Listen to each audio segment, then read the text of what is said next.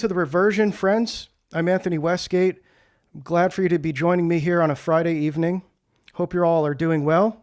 I see you guys in the chat there, and I appreciate you being here, joining me on a Friday evening. There's a lot you can be doing on a Friday night, and you are here watching the stream, and so I really appreciate that. So welcome on in. We've got an exciting show tonight. As you can see by the title, we're going to be covering the latest developments with this ongoing kind of messianic plan that the Jewish people have had for Donald Trump for going on 7 years now. This is something I haven't covered yet, and I'm pretty long overdue, I would say, in covering this topic because it's been going on, like I said, for quite some time. And, you know, it kind of is in this realm of like, is this an evangelical prophecy thing? What's going on here? And, you know, as we see things unfolding, there's a lot happening now with the relations between the United States and Israel, this ceasefire.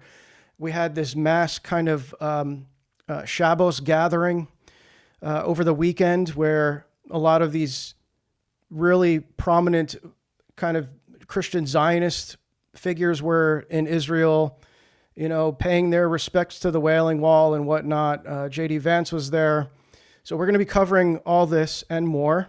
I'm really excited to get into this. Okay. So first, it seems that there was some mass Shabbos gathering over the weekend where all of the usual Christian Zionists, the kind of Israeli shills, the talking heads that we know in the conservative space, they got the call, they got the giga call, and they went out to Israel over the weekend. Obviously, Vance was there as well. We'll get into that. But this was the event this was the call Charlie Kirk was supposed to be getting. So this was the invitation to Israel that he declined. And this was from Max Blumenthal a few weeks ago. He said the New York Times has corroborated my 922 report revealing that ultra-Zionist billionaire Robert Shillman, hilarious name, literally named Robert Shillman, and he's a Zionist billionaire. You can't make this up. He canceled a major donation to TPUSA just days before Charlie Kirk's killing. As in the past, the Times did not credit me with breaking the news or link to my report. So basically, it's just confirming that, you know, it now got mainstream coverage that this Robert Shillman, who was a major donor to TPUSA, withdrew his funding to TPUSA days before Charlie Kirk's assassination. Pretty sus. So that happened. And then, here we go. I'm going to be switching here, but so I would say one of the more prominent figures that was invited to Israel, Tommy Robinson. And Tommy Robinson, his organization is funded by this Robert Shillman. And I think one, if not multiple. What's up, Elijah? Thank you, man. Christ is in our midst. I am beginning to really enjoy your stuff. The channel is the perfect amount of schizo for me. Crazy, but sensible. Keep up the good work. Thank you, my friend. I appreciate that, Elijah. Christ is in our midst. He is and ever shall be. I appreciate the $5, and I'm really glad to hear that you've been enjoying the content. I've been kind of absent lately. I just got back from this pilgrimage, and I'm still getting my bearings back in order, and I have been doing a lot of writing for the upcoming book, which a lot of this stuff will relate to. Not a lot, but, you know, a good amount of it, I think. And, so I'm really trying to get that finished so I can get it out to you guys. A lot of you have been asking about the book, too. And so, but thank you. I appreciate that, man. This Robert Shillman character, he's this ultra billionaire Zionist donor, and he also happens to be a major donor, if if I'm remembering correctly, he's either a major donor or is part owner of the Rebel News Network that that Tommy Robinson is with. So a bunch of those guys got shipped out to Israel as well. And so here he is. This is Robert Shillman. There are those who use the pen, who by their writings support those who do the actual fighting. I would like to be on the front line, wielding a sword in this battle, but that wasn't meant to be. So instead, I wield a pen. I'm a writer. Now, most of you don't know that, but for the past 20 years, I've written one book each year. Now, none of my books have made it to Amazon Top 10, and certainly not to the New York Times bestsellers list. The book that I just finished writing this year is entitled 2019. It's a checkbook. With this pen and my checkbook, I provide ammunition. Oy, wait. All right, so I don't even know if this video is relevant, but it's basically saying, you know, he's friends with the IDF, and he helped contribute to building these illegal settlements in the West Bank. So that's Robert Shillman for you. And here's a little bit more on Tommy Robinson and his affiliation and who's funding him. It's kind of a hilarious. It's like, wow, this is a good goy right here. So Keith Woods covered this. This was a couple years ago, but you know I won't go through all of these. But yeah, he's in with the David Horowitz Freedom Center, Robert Shillman, Middle East Forum. So he's just going over all of his funding. So I mean, basically, this just proves, you know, that he actually has billionaire Zionist donors. And there's some more here. There's David Horowitz with the Shillman Fellowship, huh? Yeah, Ezra Levant at Rebel Media. So Rebel Media, you know, much like a lot of these conservative, seemingly independent news organizations, these journalism orgs, they are like obviously Zionist funded. It's just like a lot of people deny this and they'll say that they have no affiliation with Israel. And it's like, okay, you're not fooling anyone. So kind of continuing on here. This was over the weekend. Our friend Apostate Prophet made his way over there. Now, I'm not going to gossip and talk about some of the personal things going on there. But there he is, and there he is with Tommy Robinson. He's with this woman, Tal Hartuv, who's another one of these collaborators with these, you know, between Israel and the United States relations with these independent figures.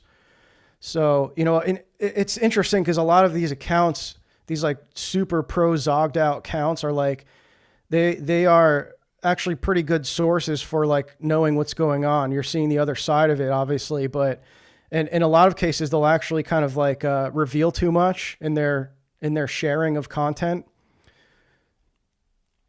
So, yeah, I mean, this person, she posts a lot. Like I had to really dig to find this, but there they are right there. So it appears, you know, and I'm not going to say that means Apostate Prophet is in on this, but I mean, we all kind of suspected it, right? Like, would it be a surprise to anybody if he was an actual Israeli shill? I don't think so. But there he is, you know, appearing, and you know, we'll see here that Apostate Prophet has actually done quite a lot of promotion of Tommy Robinson. So this is a search on his account for Tommy Robinson. These are all the mentions of Tommy Robinson throughout the years. So he's really been, look at this, So, I mean, he's really been hyping up Tommy Robinson. So, I mean, look, speculative, but certainly seems like there's some strong connection there. Look at this, man. This is crazy. These are all Tommy Robinson tweets from him. So there's that. They brought, it was the usual propaganda tour they give you. They show you the. Yesterday I visited the. He got the Holocaust tour Museum in Israel. Looked at all the It shoes. was the first time for me to go into detail, to hear in detail, to understand actually the depravity of the crimes that were committed against the Jewish people. And not just the depravity, but what built up and what are so important to members of the Jewish community. I'll be honest, sometimes over the years, when words have been said, even innocently, look at all the I've swastikas. seen a massive backlash and a huge deal made out of these anti-Semitic tropes or allegations of anti-Semitic tropes. I never quite understood Allegations. it. After visiting that museum, to start giving me more of an understanding. So here, that's his whole spiel about how sad it was going to the Holocaust Museum. This is very common for these tours, right? It's like all part of the tour. You go kiss the wall, you go kind of venerate the 6 million shoes and all that. So here is another, what's this here? This is another, this is someone else who was there at this event at the Goy gathering. Now this guy is an actual Israeli shill who does, again, this seemingly independent content. They all kind of LARP as like NPOs, right? It's like, oh, we're a nonprofit. We know from like the various Israeli donors, the Zionist donors, that they are all connected to the state. So it's like, whatever. CPAC is not a nonprofit. They're not just like a donation-based organization. They are actually connected to Netanyahu, and I go into that in one of the earlier streams I did over the summer. I forget what I titled it, but it was the one where I think I'm talking about the Ted Cruz interview with Tucker. I go into that.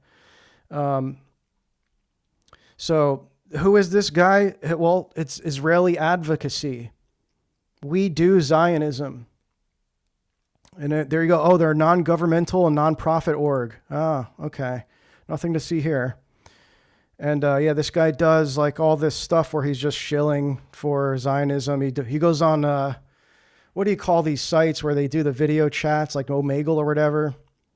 And he just, oh, I'm just some random guy. Oh, I'm going to fact check all these anti-Semites and everything. Show the world how anti-Semitic Gen Z is. That kind of thing. So he was there, and he was also there. I think there's a picture of them all together. I just didn't, I might not have saved it. This is a little bit more about this Giga call that everyone got. Tommy Robinson has, so now this is some context here. This is Batar Worldwide, another large Zog organization. Tommy Robinson has visited IDF bases, the Knesset, Jerusalem's market, and the Tel Aviv port, where he addressed 2,000 people to repeated standing ovations. And he's been warmly received by Amir Ohana. Okay, so all these Israelis, these prominent Israeli Zionists, Dr. Eli David, many others, and is one of the people of Israel support. He hasn't been paid at all for his trip, and we urge the community to support him. Now, why would you even say he hasn't been paid? Why would you say that? That means he's been paid. Trust me, he hasn't been paid. Like I know you're thinking. I know what you're thinking. He trust us. He wasn't paid at all. He did this totally for free. Even though we just saw that, these billionaires, this Shillman character, at least one major, billionaire is funneling money into this organization to fund these trips. So, that's a little bit on that. This was another guy that was with them, this Ricky Doolin.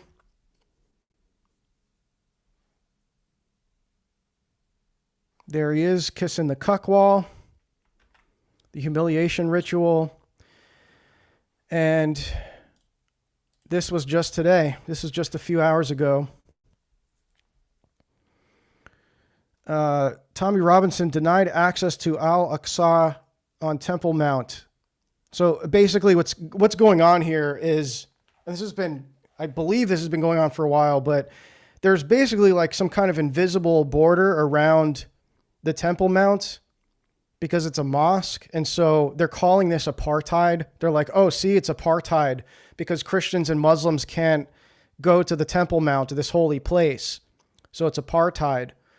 But it's like, they're not, I'm not defending Islam here. It's like, whatever. It's a messy, complicated situation, but it's like, they're not cutting off food supplies. They're not cutting off electricity from people. They're not like, people aren't actually suffering that they can't go to this holy site. It's just like, oh yeah, they can't go there. Well, all right. You can still go home and eat and survive. Right.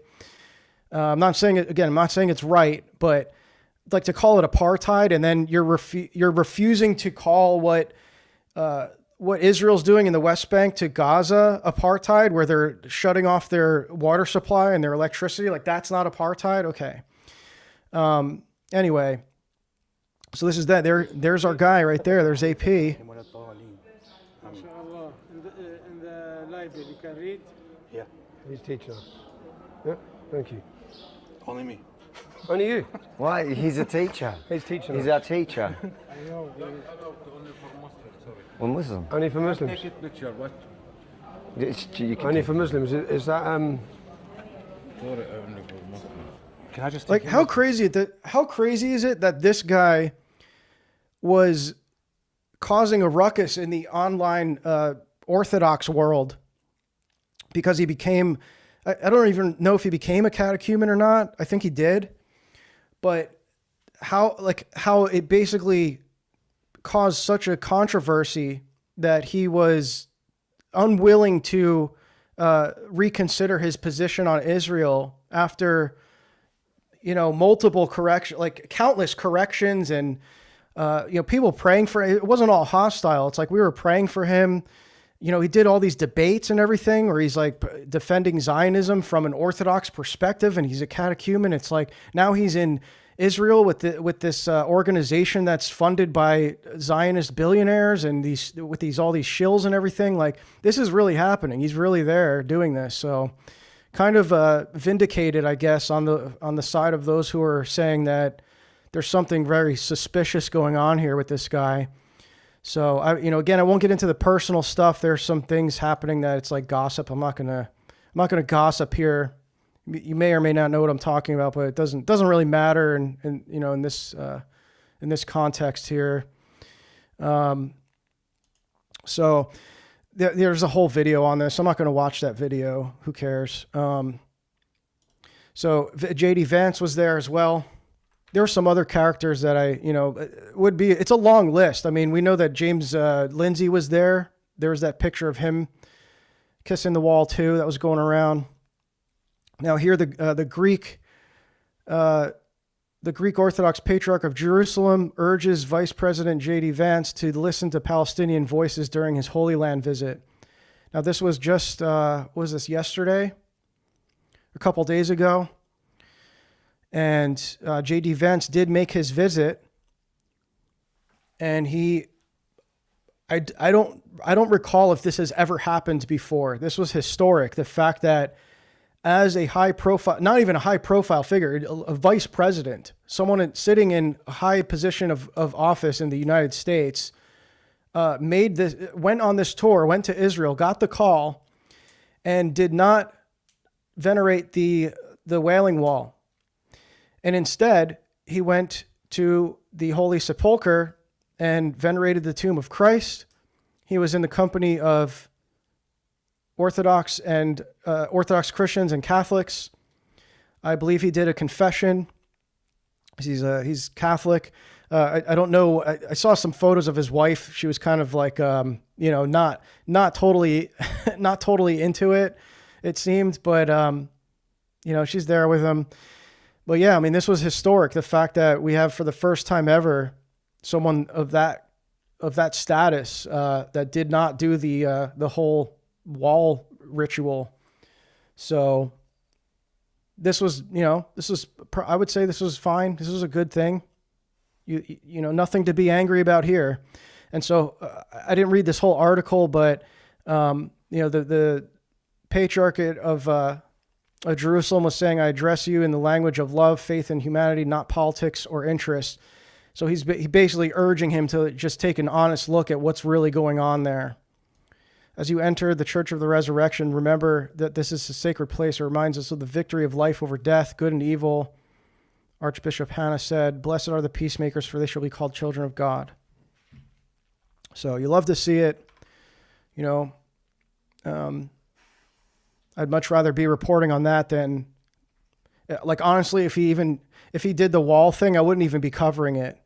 It's like, yeah, well, what do you expect? Of course he did, right? So we're getting into the temple stuff now. What's going on with the temple? Well, there's, all this is happening here, and I'm not even trying to say that this is related, but there's a lot brewing with this temple discourse, this rebuilding of the temple. Now, as you guys know, there's been a discourse going on for the past 7 years in the Jewish world. The Jews, the rabbis, they're extremely hyped on Trump. And we're going to find out why. I mean, if you don't know why already, but they see him as this kind of forerunner of the Messiah, of their Messiah. And so he plays a major role in their redemption, in their redemption arc that they are basically crafting for themselves, that they think that they have divine command to initiate on earth through human action. And so Trump plays a major role in that, according to them. Again, this is like, I'm not even proposing a theory here. I'm not saying anything about that. I mean, I will insert some commentary, but what I'm saying is that this is what they perceive to be very pivotal moment in their entire history, in their ongoing history since the destruction of the Second Temple. So we see here that they are, now I don't know who this guy is. He seems to be some kind of Christian, maybe a Christian Zionist or something. I don't know who this guy is, but this says they're prepping for it. I don't know. I mean, this is just a guy talking about what's going on here, but. Right here's a synagogue. I'm going to show you something. You see that menorah there? Menorah? That is solid gold.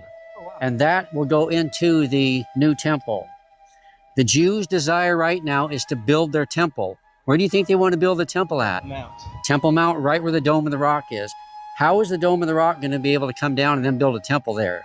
I believe it's the Antichrist who makes this peace treaty that this Antichrist makes with the nations for 7 years. It's very likely that that peace treaty will include the Jews being able to build their temple. But right now, the Jews have everything they need to build the temple. They have all of the garments. They know who the high priest is. They have everything they need for the temple to go. And that temple could be built in a short time. They have all the layout. They have the architecture. They have everything. All they need is thumbs up and bang, that baby goes up. Yeah, anyway, that is solid gold. What's that? That will go in the third temple. Is that where the red heifers that are now here? Yeah, now they have the red heifers. Those are now in Shiloh. We might be able to see them when we go there on our tour. Sounds fun. Check out the red heifers. So yeah, I mean, again, I'm not saying there's anything significant there, but a lot of this stuff is, this kind of evangelical slop eschatology. It's like, I don't know what these people believe. They probably are dispensationalists, so take that with a grain of salt. But, okay, what do we have here? Okay, so we're getting into today. Here's what happened today. Now, again, all this was, I just wanted to set the stage there. So all that's been going on, a bunch of these usual suspects got the Giga call. They had the Goy gathering. And now this happens today, and this is kind of what discourse now. So, looking at these renderings. Now, I'll just set some context here. This guy is the first Orthodox Jewish White House correspondent ever. So that means he's the first Orthodox Jew who is given a pass to ask questions to the press secretary of the White House directly. So this is the first time we're seeing this kind of thing. And we're going to get into who this guy is, but here's what he said at this press conference. And it kind of got me thinking, he's likely... And okay, sorry, I'm going to back this up. And just some more context, because before this, this is not the full clip, but before this, he's commenting on Trump building this ballroom. I think it's an extension of the White House, or they're renovating something or whatever.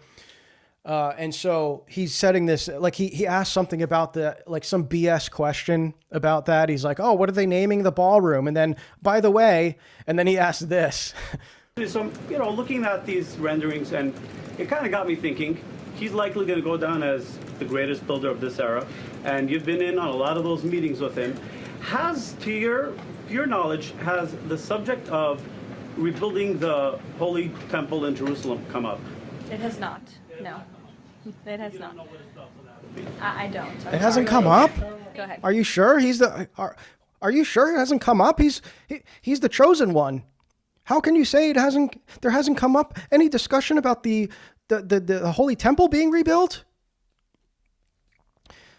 So, the question is like, why is this Jewish character asking about if Trump has talked about rebuilding the third temple? Seems odd, doesn't it? Well, not at all. If you've been following for the past 7 years, this is what the entire Jewish community, like these messianic Jews, at least like the religious ones, are hyping Trump for. Like, this is why they've been hyping Trump. And so we're going to get into a video that'll kind of break this all down. I'm sure maybe a lot of you have like seen discussion about this, but haven't really been paying attention. And so who is this guy? His name is Jake Turks. This is Jake Turks here. Oh, he's a humorist. Oh, it was all a joke. Oh, I was joking when I asked that. The first Hasidic Jew to become the member of the White House press corps. And he received international coverage in 2017 after posing a question regarding anti-Semitism. So that, as you know, that's very closely related too, because this rise in anti-Semitism it corresponds with their expectation of a Messiah. So there has to be this kind of drastic increase in Jewish persecution, and by the way, they will also manufacture that as well if they have to. And we saw that again, you can go back to the stream I did on the history of the relations between America and Israel with the rise of, funding of Zionism in the United States. And a lot of these acts of terror, these catastrophic events that surrounded the establishment of the state of Israel, a lot of them were over-exaggerated, admittedly, by their proponents, these international political figures that were involved with the creation of the state of Israel, prime ministers and whatnot. They have been on record admitting that they've manufactured or grossly over-exaggerated some of the events that involve persecution against Jews. So that's why this rise in anti-Semitism narrative is very closely related to their messianic expectation. And so what you need to know about this is a lot of this relates to Kabbalah, and they don't talk about this. And I haven't seen really many people even mention this, but, and this is what I'm writing my book about, by the way. But Kabbalah involves first of all, it's entirely dialectic. So it's basically the hastening and the accelerating of dialectics. And that was one dialectic I just explained right there. So there's a very great importance placed on this idea of catastrophe and peace, right?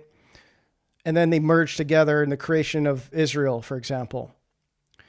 And so they believe that they have divine command over God himself. And we've seen even guys like Rabbi Shmuley have talked about this, and people are kind of shocked when they see that. And it's like, well, that's just him saying too much, really. But they all believe this.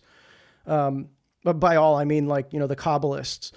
But, they believe that they have been tasked with ushering in the messianic age themselves.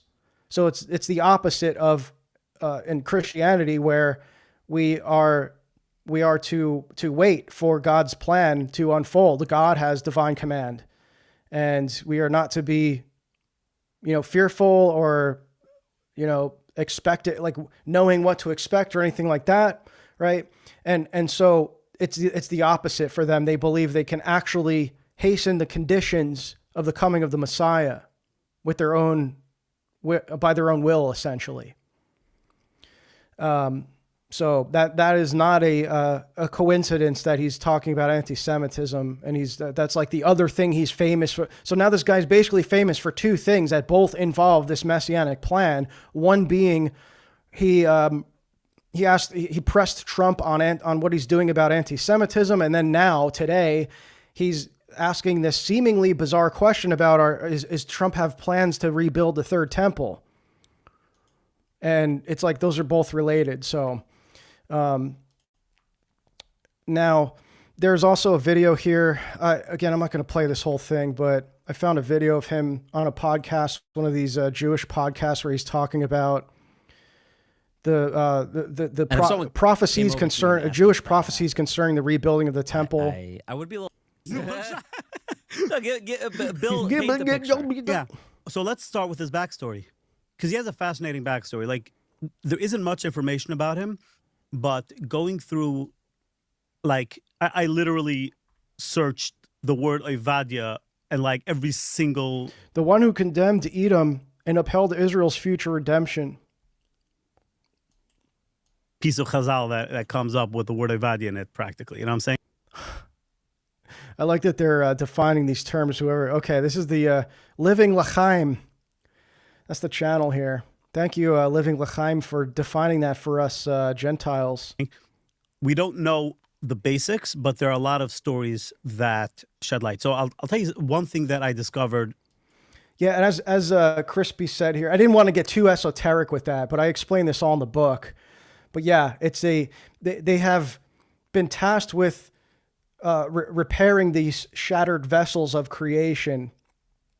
And so like this is the metaphysics of Kabbalah, where it essentially it's that, like, this is how backwards it is. It's that God created, or the Ein Sof as they call God, the Ein Sof. There was this cosmic accident, this inevitable catastrophe that occurred upon creation, where so first of all, the Ein Sof kind of it withdrew into itself to create the empty space in order to put the material world in order. And they think that this is the like that God inhaled before he spoke the earth into before he spoke the universe into existence. He took this great cosmic inhale to create the space for the material world to be created. And then upon the creative act, there was these unstable vessels that were meant to contain the divine light of creation, but they shattered because they were unstable. And so those sparks, they call them, they're sparks of holiness that they call it, created like this chaotic state. So basically, in the Kabbalistic narrative, God himself caused the fall. So it was God, not man, that brought sin and evil into the world. In this creative cosmic event of this accident that occurred that they say was an inevitable part of creation. So it was like God knew, supposedly he knew this was going to happen. And he allowed it. And this is why they say, they'll actually say that God created evil. And so, this is what Lurianic Kabbalah gets into, all this. This is kind of like the the metaphysical framework of Kabbalah, which involves this dialectic. This is why Marxism is dialectical. Hegel was a Kabbalist, so Hegel's dialectic is based on this same Kabbalistic dialectic of the merging of opposites, the tension between opposing forces and merging them together. It's in an ancient occult philosophy, occult metaphysics. But anyway, that's the context. That's what this comment's about here. That's the context. So they believe it's their task to restore these shattered vessels, and that is a messianic task, that when the Messiah comes, he is going to redeem the world. But man is, this is tikkun olam, right? Like this is what they call tikkun olam, the repairing of the world. So man is supposed to first set the conditions for the coming of the Messiah by repairing the world. And you can see this with, like, this is why a particular sect in Judaism, the Reformed Jews, they tend to utilize social justice movements to do this. This is why I'm sure you've all seen this. Here, let's show this real quick. I'll see if I can find this. I'm sure I'll be able to pull this up pretty quickly. I'm sure you've all seen this video. Yeah, here it is. So this is Reformed Judaism. This is how they believe they're going to repair the world. I am Jewish and proud because Jews have always done what's right. We've led the fight for gay rights. Harvey Milk fought to ban discrimination based on sexual... A literal PDF file, by the way. And they're honoring him as someone who's repairing the world. Orientation. Eddie Windsor was a leader in the fight for marriage equality. Miriam Ben Shalom challenged the ban on gay people serving in the military. We've helped lead the fight for racial justice. Our rabbis are BFFs with MLK. Together with black leaders, Jews helped to establish over 20 HBCUs. Look at her necklace. Uh-oh. See, if this was a non-Jew making a video like this, it would be considered a hate crime. This would be so grossly anti-Semitic. But when they do it, it's, they're praising themselves. During the civil rights movement, Jews were disproportionately involved in the protests. We've led the fight for women's rights, for equal pay and the right to choose, and against discrimination in the workplace. Jews were also among the first on the ground in Turkey, Ukraine, and Haiti. In Judaism, when it comes to helping others, no action is too big or too small. The Jewish principle of tikkun olam tells us that we have the power to change the world. And there are so many ways to do that. And this is why I am Jewish and proud. Yeah, so there you go. So from the World Jewish Congress, by the way. So yeah, that's like a, kind of a introduction into this tikkun olam. And again, like she said, she's right. They do believe that there's many ways to do that. That happens to be one of the more notable ways that it's done is through these social justice reforms and reshaping society. I mean, it's really a transformation of society, of the material world, the way that we use language. This is why like words are very important in reshaping the discourse and the words that we use, and cancel culture, censorship. All this stuff involves this ushering in this new world for the messianic age. At least this is their perception. I'm not saying that in reality this is anything, but this is how they perceive what they're doing. This is how they justify this stuff. And by they, I just mean the people doing that. So yeah, I'm not going to play this whole video, but this is just my point with this video is this is him on a podcast, like talking about all these Kabbalistic concepts about, what needs to happen, these prophecies that they believe are setting the stage for the Messiah. And do I have anything else about him? Yeah, that's about it for him. I'm sure some of you have seen this. This was from a couple months ago, I think. This guy, Adam King, who was on the Timcast talking about the red heifer and basically said that it already has been sacrificed. Dissident right media for the longest time, the Jew hate media. Yeah, do you have my tweet that I actually put on my... So I basically what happened, if you want to go to the first slide first before we play the video, about a month ago on July 1st, there was an announcement that they were going to do a practice run of the red heifer. And prior to this, the media outrage that the Jews were going to go do this red heifer. This is probably like all of Facebook conspiratard world. It's all like, whoa, like, whoa, they just sacrificed a red heifer. Like, it's all these like boomer conspiracy slop stuff. You had like these lunatics like Stu Peters and others. Thanks for your hard work. Orthodox cross emoji. Yo, thank you, Octavian. I appreciate that, man. Yeah, Orthodox cross emoji to you as well. I appreciate the support. Thank you for the 5. Who were saying, this is going to usher in the Antichrist, blah, blah, blah. And it was like a real big media balagan. It was really a bad twist. So they said that and also the government wasn't going to let them. So what they did was they said, we're just going to do a practice one with one of the 5 disqualified cows. The government said, okay, whatever. They ended up going out.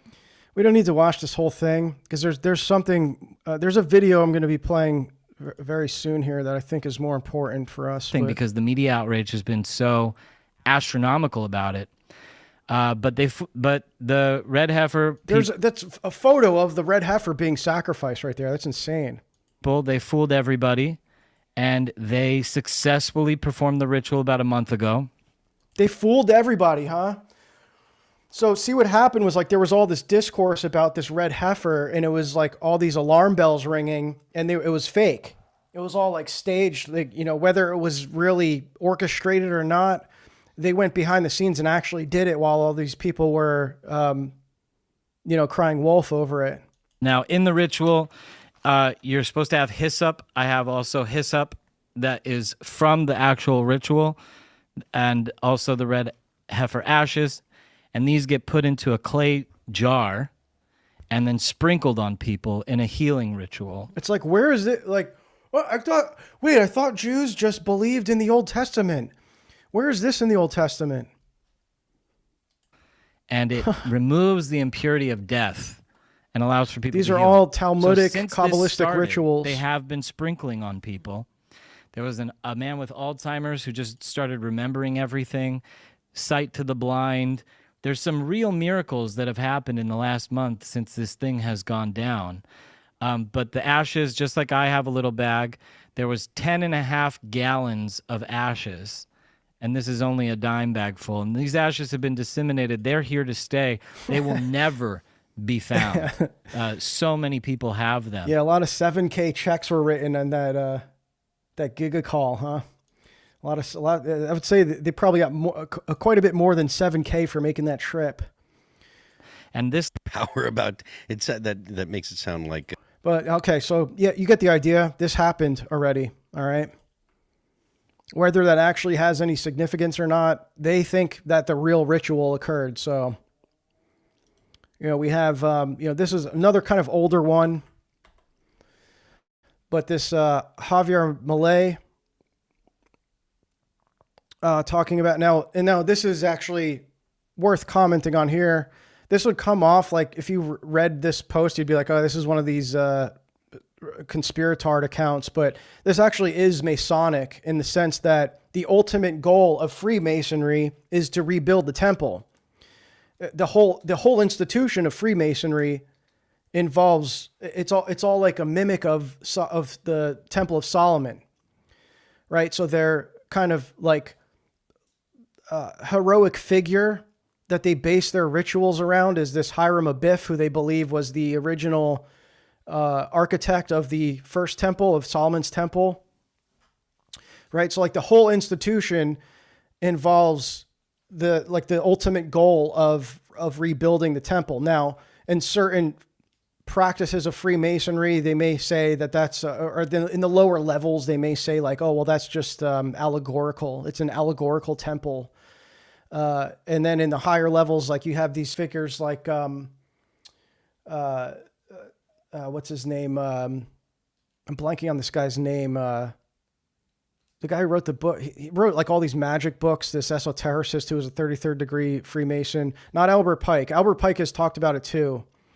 But yeah, these big figures that wrote these, that were kind of like spearheads in the Masonic ideology and philosophy, they have explicitly stated this, that they just openly say that it's about rebuilding the temple.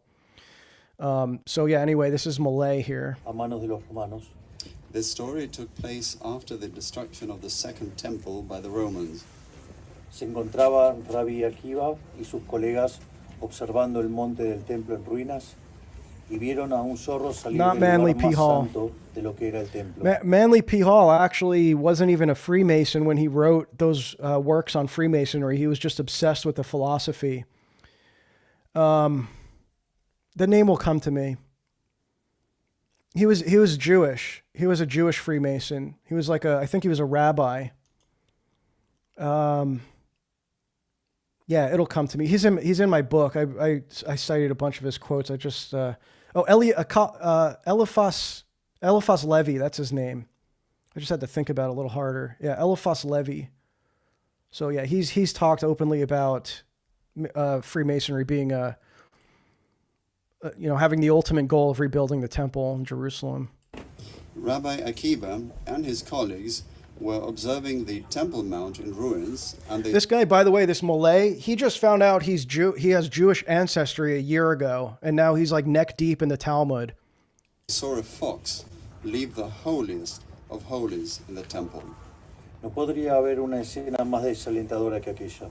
There could have been no more disheartening scene than that. Frente a esta terrible escena, los rabinos lloraron en señal de duelo, pero Rabbi Akiva comenzó a reír.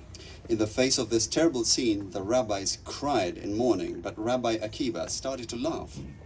Sus colegas He's quoting the cómo Talmud, podía reír Rabbi Akiva. frente a semejante tragedia, a lo que Rabbi Akiva respondió. His colleagues asked how he could possibly laugh in the face of such a tragedy, to which Rabbi Akiva answered. Hay una profecía acerca de la destrucción que relata que un zorro irrumpiría en el lugar más santo. There's a prophecy about the destruction that says that a fox will break into the holiest of holies. También hay otra profecía que relata que este mismo lugar será reconstruido. There is another prophecy that says that the same place will be rebuilt. Ahora que veo con mis propios ojos cumplirse la primera profecía, Now that I see with my own eyes the first prophecy come true, me río de alegría y esperanza, ya que de seguro se cumplirá la segunda profecía. I laugh in joy and full of hope, as the second prophecy will surely come true.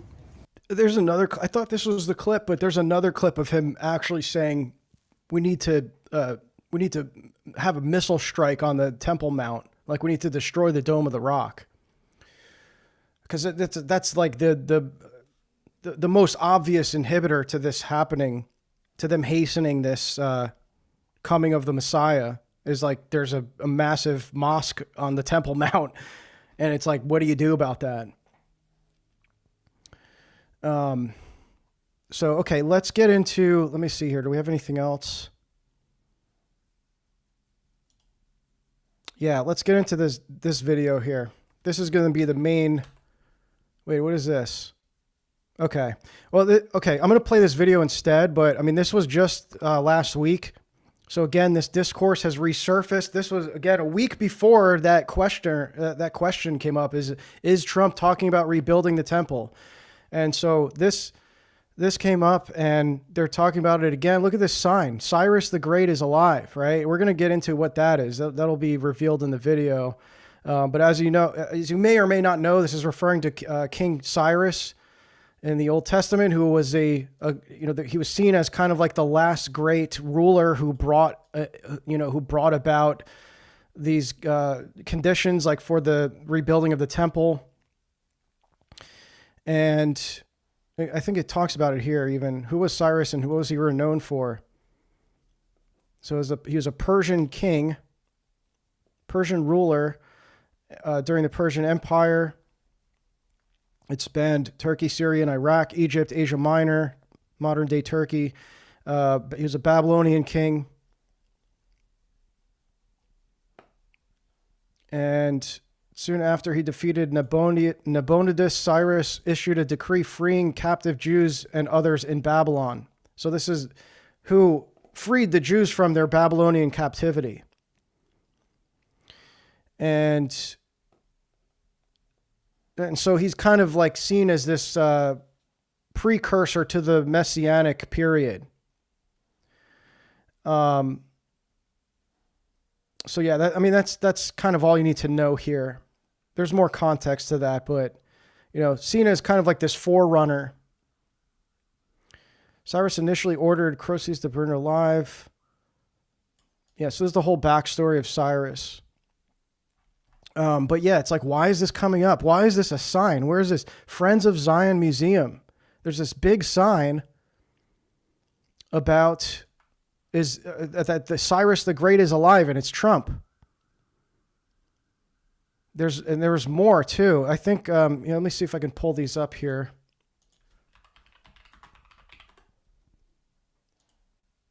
Yeah, check this out. Another one here. That might be the same place. Yeah, Friends of Zion Museum. So all over Israel, this ad for the Friends of Zion Museum where they're saying Cyrus the Great is alive, and it's Trump. And we're going to look at this coin in the video too. Oh yeah, this was, I remember seeing this going around too. Here's all the schizogematria. This here, a quote from a book that Trump wrote called The Way to the Top, and he's saying, he's casually referencing his Kabbalah teacher, Eitan Yardeni. So why does Donald Trump have a Kabbalah teacher? And this was back in the 90s, but at least at some point he had a Kabbalah teacher. It's like, what's going on with that? Yeah. I mean, there's these theories that he's like a crypto Jew or something like that. I don't know. But anyway, so that's like, again, a week leading up to this. This was starting to resurface again, this discourse. So, yeah, let's get into this video. And where is it? Okay, let me pull it up here.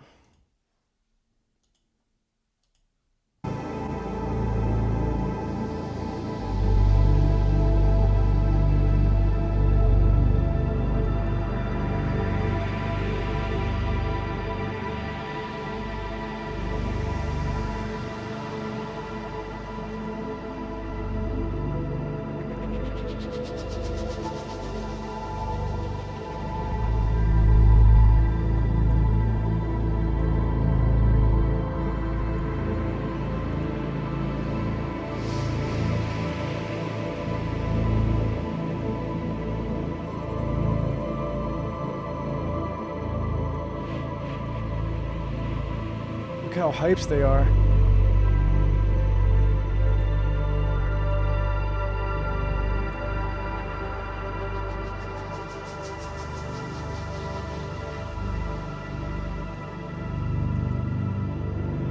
Okay, so this is recent because it just included that ad.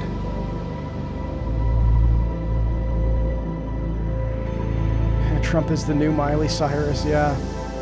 He just wants a party in the USA, bro. That's all. Reading too much into it.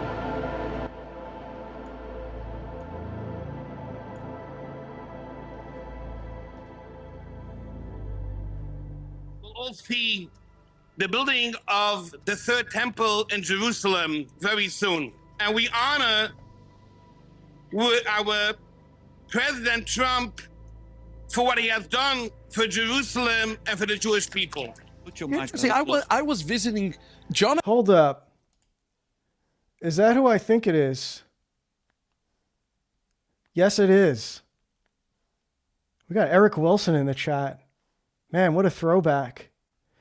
Eric is from the old day. He remembers when I first started streaming, when I was a gaming streamer over on DLive. We got actually two DLive guys in the chat. We got what is he going by these days? Dude. What does dude on the web go? I forget. But yeah, that's good. Man, this is a throwback. It's good to have you guys here, man. doing a little bit different stuff than I used to, but yeah. So all right, I won't monopolize too much of the time there because everyone else is like, "What are you talking about?" Jonathan in his Jewish voice. So I went to the Jewish deli, and of course we had the discussion on Trump. I asked them, "Who is Trump to you?" And you know what they said? Trump is our new Messiah. Actually, they want to believe that Trump is the Messiah. What I think. This guy, by the way, his name is Rabbi Shapira, and if you're familiar with the book, I think it's called Kabbalah Secrets Every Christian Should Know. It was written by some evangelical, but really well researched. And the whole thing is a critique against this guy, Rabbi Shapira, who's ended up like he basically has subverted all these evangelical leaders, and they have him on their show.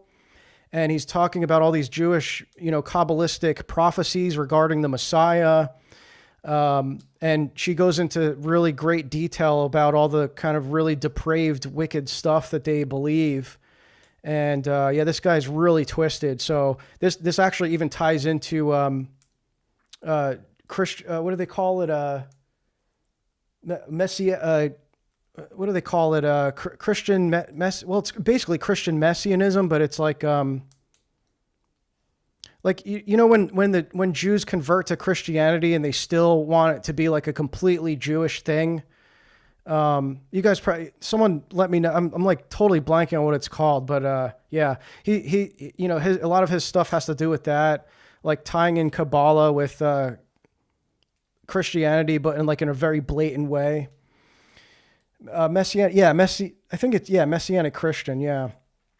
It's like extreme Judaism LARP, like Judaizing. I mean, Messianic Jew. Yeah. Messianic Judaism. There you go. Yeah. Messianic Judaism. So they basically maintain their entire Jewish practice and style of worship and lifestyle. And they just say that we actually know who the Messiah is. It's Jesus, but we're going to keep going with that.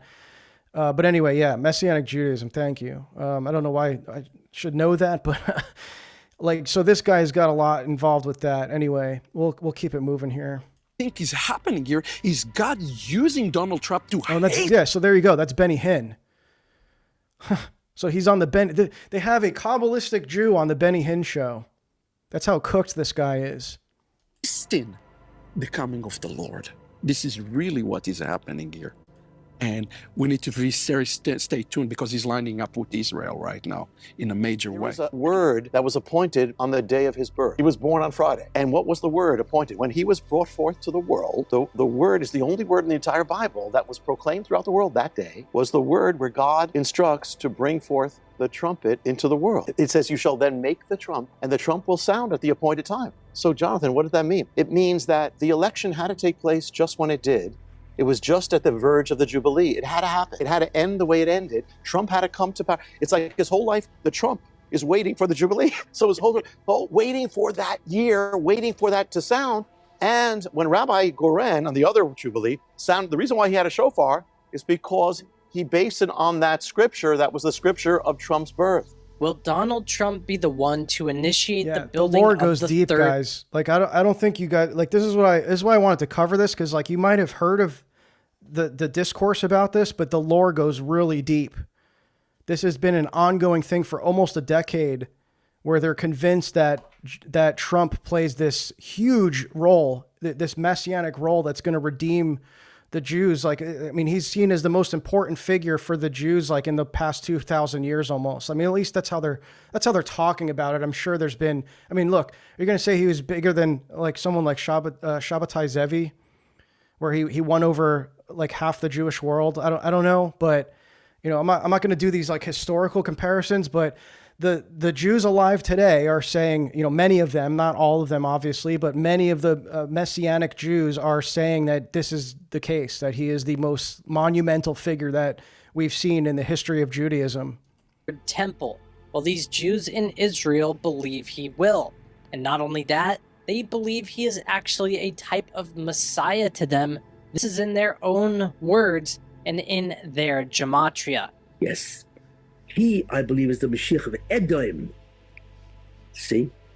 And that's why I believe... Okay, so the Messiah of Edom. That means, he's the Gentile Messiah. That the Gematria of Donald Trump is Gematria Mashiach ben David? Somebody had to do it. I am the chosen one. Somebody had to do it. President Donald Trump was the first American president who stood up in defiance to the entrenched and endemic anti-Israel attitude of all previous U.S. administrations towards our presence in the Holy Land, an attitude that was in place for the past 70 years.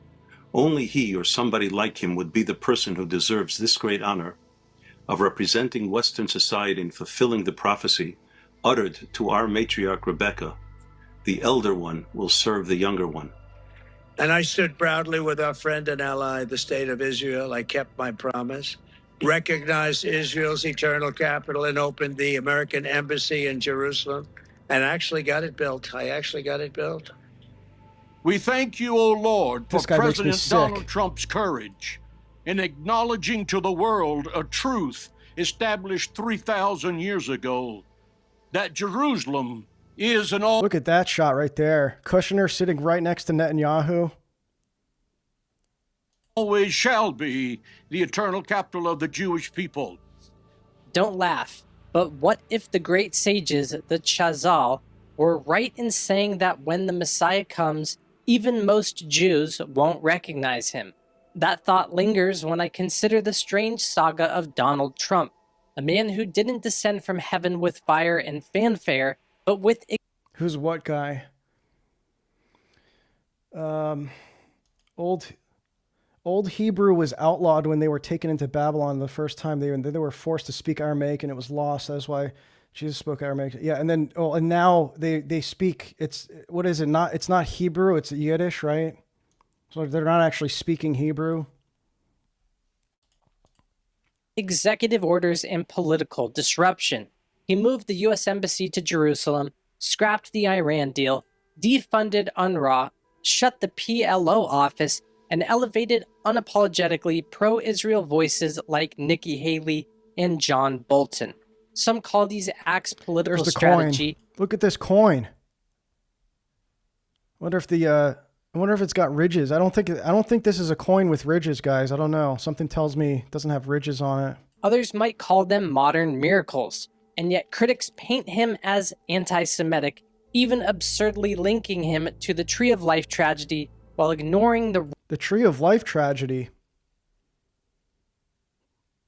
I'm not familiar with that one, but that's interesting because the Tree of Life is the Sephiroth in Kabbalah. That is the what I would describe as kind of like the skeleton of the cosmos. Like it's what holds the world together. That is what the vessels compose of. They call it the Tree of Life, the Sephiroth. So that's interesting there. I don't know what that Sephiroth tragedy or the Tree of Life tragedy is that they're referring to, but roaring economy, the quiet aid to Palestinians, and his family's deep connection to Orthodox Judaism. The media obsesses over his wife's jacket, but scoffs at his overt support for Israel, as if both he and the Jewish state are threats rather than allies. Just a short excerpt. President Trump is advancing a prophetic process that will usher in, when the time comes, the rebuilding of the third temple. Many of these rabbis are not even hiding now what it is that they expect Donald Trump to do. But most of this right now is behind the scene because of political pressures. But this letter then, coming from the Sanhedrin, I kid you not, in Jerusalem, this letter to Donald Trump is signed by, they actually call themselves that. They call themselves rabbis of the Sanhedrin. Oh, that's wild. And it concludes with this, well, rather unsettling paragraph, and I'll just read it to you. Quote, "We invite you to meet with the Sanhedrin court rabbis in Jerusalem to discuss the establishment..." Talk about the call, huh? That is the giga call. You get a call from the Sanhedrin. The Sanhedrin has invited you. What? The Sanhedrin? Like from the Bible?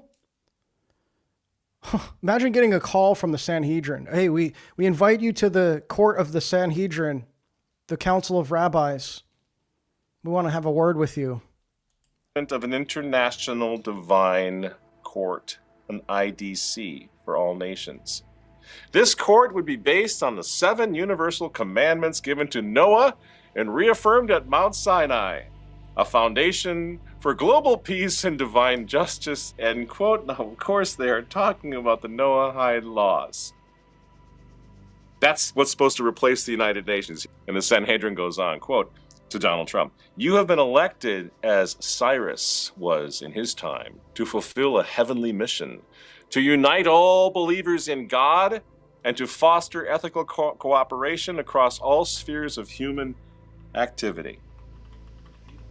And when I speak about education and sharing and the words of our Rebbe, Rabbi Menachem Schneerson, at whose resting place you prayed, and at which place you acknowledged God sparing. I was there. Yeah, I was there with you, and you acknowledged God sparing your life.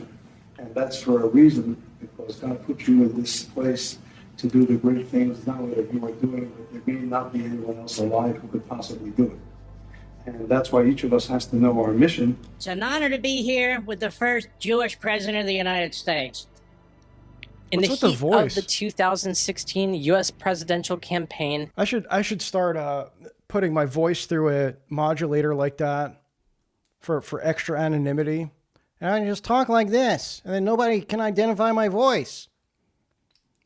I'm putting too much out there. I need to be more anon.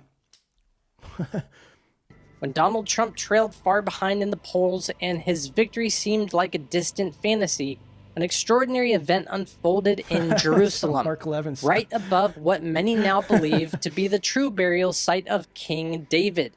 It was here at a small venue called Naval David, perched on Mount Zion overlooking the Temple Mount, that Trump's team in Israel held a campaign rally unlike any other. The location was logistically inconvenient, but that was precisely the point. The organizers wanted to connect with the spiritual heart of Jerusalem, as pre-recorded speeches by Trump and Pence played on a large screen, and as speakers like David Friedman invoked Psalm 128, "May Hashem bless you from Zion," a strange and powerful sense of alignment began to take shape. Rabbi Yosef Berger, guardian of King David's tomb, attended the event and sensed something profound was unfolding. Just as King David once overcame fierce opposition to establish his kingdom, Rabbi Berger believed Trump was tapping into that same energy, and he argues Trump's recognition of Jerusalem as Israel's capital completed the spiritual cycle. The rabbi even points to the gematria of Trump's name, 424. The same. Okay. I just want to comment on this. This is something that I see a lot of critics of people who know the significance of gematria. They'll say that this is just schizo nonsense, like you're too deep into conspiracy theories and whatnot. And the thing is, this is what they are invoking. People actually, there's people who actually believe that this gematria has great significance, right? So all we're doing when we use these, now, yes, people get way too deep into it and they try to run everything through a gematria calculator, but there is significance to that to a certain degree. I don't get involved with it, but when I see it, it's take note of it sometimes, because it has significance to the cryptocracy, the shadow government, whatever you want to call it, the global Sanhedrin, whatever, right? They actually believe that these numbers bear cosmic significance. So, there you have it right there. It's these rabbis are talking about the gematria, the significance of these numbers with these names, and they're doing it, right? We're just showing what they are perceiving. Numerical value as Mashiach ben David, Messiah from the house of David. I'm going to give you a name of somebody. You come back and give me one name or one descriptive word. Trump. Don't take this wrong, but remember I'm Jewish, and a Messiah is, in Judaism, is a person who would bring the one true God of Abraham, Isaac, and Jacob to the world. A Messiah means a great leader, a great prophet. I believe that Donald J. Trump is a Messiah for what's called the New Jerusalem, which is the United States of America. He was it, and he opened everybody's eyes. That's the only way I could describe it. He's a prophecy fulfilled. What I believe is the one who's going to switch from Yahweh to Yahweh is Donald Trump. he will turn America from Yahweh to Yahweh, because everything he says indicates that. He's going to really be a tremendous president in the United States. Tremendous. He's going to stand up to all the nations of the world. He's going to side with Israel when he realizes that they cannot make peace with Israel, as I've said before, because it's theologically impossible. And that's why I believe, remember I said that the Gemati of Donald Trump is Gemati Mashiach ben David? Trump, I believe, is the Messiah of Edom, of Esau. And therefore, he will take them from Yahweh to Yahweh. From someone who afflicts Israel to someone who will assist them. And believe me, he's going to be fabulous with the Jewish people. What I believe is that, this is a quote from him, he says, what I believe is that the one who is going to switch from Esau from persecuting the Jews to Esau who is serving the Jews is Donald Trump. Rabbi Kessin claims he is going to purify Edom. I want to promise you one thing. If Trump was the president right now, we would be able to win 10 times faster and 10 times better against our Nazi enemies. He would give us any weapon we want, unconditional. He wouldn't care what the world is barking about. He would shut down these European liberals and tell them just be quiet. I run the show here. Don't forget, I don't know if you haven't watched the show, I happen to be Jewish by birth, and 75% of all Jews vote Democrat, and they don't like Trump. And this is the greatest president for Jews and for Israel in the history of the world, not just America. Trump's the best president for Israel in the history of the world. And the Jewish people love him like he is the king of Israel. They love him like he is the second coming of God. Thank you very much.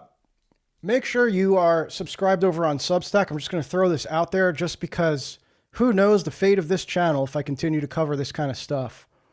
If you subscribe over on Substack, you're on the email list, and then whatever happens here, you'll be notified in one email, hey, I'm over on whatever, Rumble, wherever we go from here, right?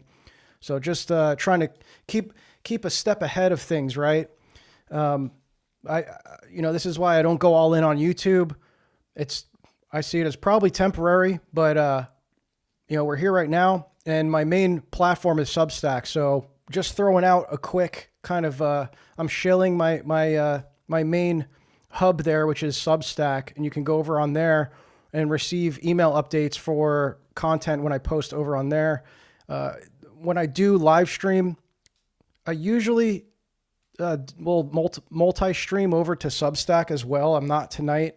But in that case, you'll get an email that I'm live too. So, just an extra layer of notifications if you want to go that route. But just throwing that out there because who knows, man. I don't know if I was purposely demonetized, but super chats are disabled now for some unknown reason. So just, trying to keep ahead of things here. Thank you, everybody. Thank you. There you go. We have a man here, Nassau County, who is one of the greats, and he won a race that was supposedly was not. No one's going to censor my goof yet. I mean, dude, I hope you're right. I would love to be wrong about that, but you never know, man. I see it happen all the time over seemingly harmless things. So you don't know that, but I hope you're right, though. Not winnable. That was like mine. I think they gave you the same chances they gave me. Come here. Vote for Blakeman. Vote Blakeman. Nassau. What a job you've done. Come here. Good. I want you to read this, please. Okay, good. Someone asked what this channel is. It's Curry Mayo Ohio. Curry Mayo Ohio. I don't know what, I cannot vouch for this channel. This is just one video I found. I have no idea what this guy's about, what he covers, but yeah, he did a good job compiling this footage. I'll give him that. Please, you go ahead. We love you, Mr. President. Thank you very much. Please read it. Okay. Give thanks. Give thanks to Hashem for his work is good, his kindness endures forever. Presented to President Donald J. Trump for his extraordinary and heroic efforts. I like that very much. To help the state of Israel and the Jewish people. He and his family should be blessed eternally. From the Israel Heritage Foundation, July 10th, 2023. I want to thank you, Rabbi. Do you guys think Trump has any idea how much the Jews revere him, like in a very special way, like much more so than previous presidents? Like how aware of this messianic plan do you think he's aware, or do you think that he knows he's like a part of? I wonder about that because he's so self-absorbed. It's like he's probably, there's a chance he's just thinking like, oh, I love the Jewish people. They really highly regard me. I don't know what he would say, but he loves he loves being worshipped. Let's say that way. So I don't know if it even matters to him who's worshiping him. I mean, the MAGA base pretty much worships him anyway. Like they might as well treat him like this, And therefore, he will do incredible things for the Jewish people. And the President of the United States is an emperor of Rome. Because the U.S. is part of Asaph, right? Part of Edom, part of Rome. He is really a messianic figure. He is a messianic figure in terms of Edom or Asaph. Trump has a mission. So this reporter raises his hand and he says to Trump, by the way, why do you think God saved you? I think Trump was taken aback. So Trump says to him, please repeat the question out loud. That's what he said. Why? Because he probably wanted everybody to hear his answer. You see? So he wanted to make sure that everybody hears it. So he repeated the question out loud. You know what Trump answered? I'll tell you. What he should have answered was MAGA, Make America Great Again. Basically, that's his campaign promise. He didn't say that. Do you know what he said? He said, maybe God wants me to save the world because the world is going downhill. That is a messianic answer. That kind of answers the question, doesn't it? He recognizes that there's a divine mission, not only for America, but for the entire world. What the world needs now. Thank you, Rabbi Shlomo, whatever his name is. He actually just answered my question. I mean, if he's correct about that, it seems that he is acknowledging what he knows about this messianic role that he's playing. Now are more leaders who are brave, resolute, strong, and bold. The world needs more Trumps. Mr. President, you stand before the people of Israel not as another American president, but as a giant of Jewish history, one for whom we must look back 2.5 millennia into the mists of time to find a parallel, Cyrus the Great. You, President Donald J. Trump, are a colossus who will be enshrined in the pantheon of history. That's wild. Thousands of years from now, Mr. President, the Jewish people will remember you. We are a nation that remembers. So this is the mold. Okay, this is. I love how these Zoomers are now catching on to this stuff. The original mold of the Here's the coin. Cyrus Trump temple coin. You see this? This is a coin with Donald Trump and Cyrus on it. But keep watching. And as you can see over here, let's see what we have. Okay, first of all, we have over here in Hebrew, lemalot shivim shana, to fulfill 70 years. It's so on the nose that it's a big gold coin. It's almost like it's getting into like anti-Semitic territory. If you were to like conceive of something like this on your own, like, yeah, this big, it's a big gold coin and it has all these Hebrew letters on it and a big menorah. The original verse to fulfill 70 years is when the Jews went out to exile, to the Babylonian exile. They were there for 70 years. And after 70 years, King Cyrus said, God, the Lord of the world, gave me permission. Yeah, this is really the comedy of it. Yeah, Christ already won. This is all just like them LARPing their narrative. Like it's just them. Again, it all involves the human will. It involves their efforts to bring about the conditions for this fake Messiah that they're waiting, the Antichrist. They're setting the conditions for the Antichrist. It's crazy. Like that's literally what's happening. And I'm not even saying this is exactly what it is. Like I think that we've seen figures like this emerge throughout history. We're actually going to get into towards the end. I'll show a lesser known part of history where there was an attempt to rebuild the third temple by Julian the Apostate. And, it's like this is what happens. These people are living in a parallel reality where they're just in like a 2,000-year cope in rejecting the true Messiah of Christ. And this is what they're getting into now. It's like they're making these big gold coins for a U.S. president because they think he's going to usher in their Messiah. It's just wild. And this isn't even the wildest that has been done. But yeah, I mean, they've been doing this for a while. It's just a cycle. It's just a cycle that repeats throughout history. To let you and the Jews come back to the land of Israel. And look what he said. And he charged me to build him a house in Jerusalem. That happened about 2,500 years ago. 70 years. For the state of Israel, something happened again. One of the biggest leaders of the world, again, President Donald Trump. And here we see the seal of America. He again recognized Jerusalem as the capital of Israel, of the state of Israel, the people of Israel. And he also built a house in Jerusalem. But we don't want only the embassy.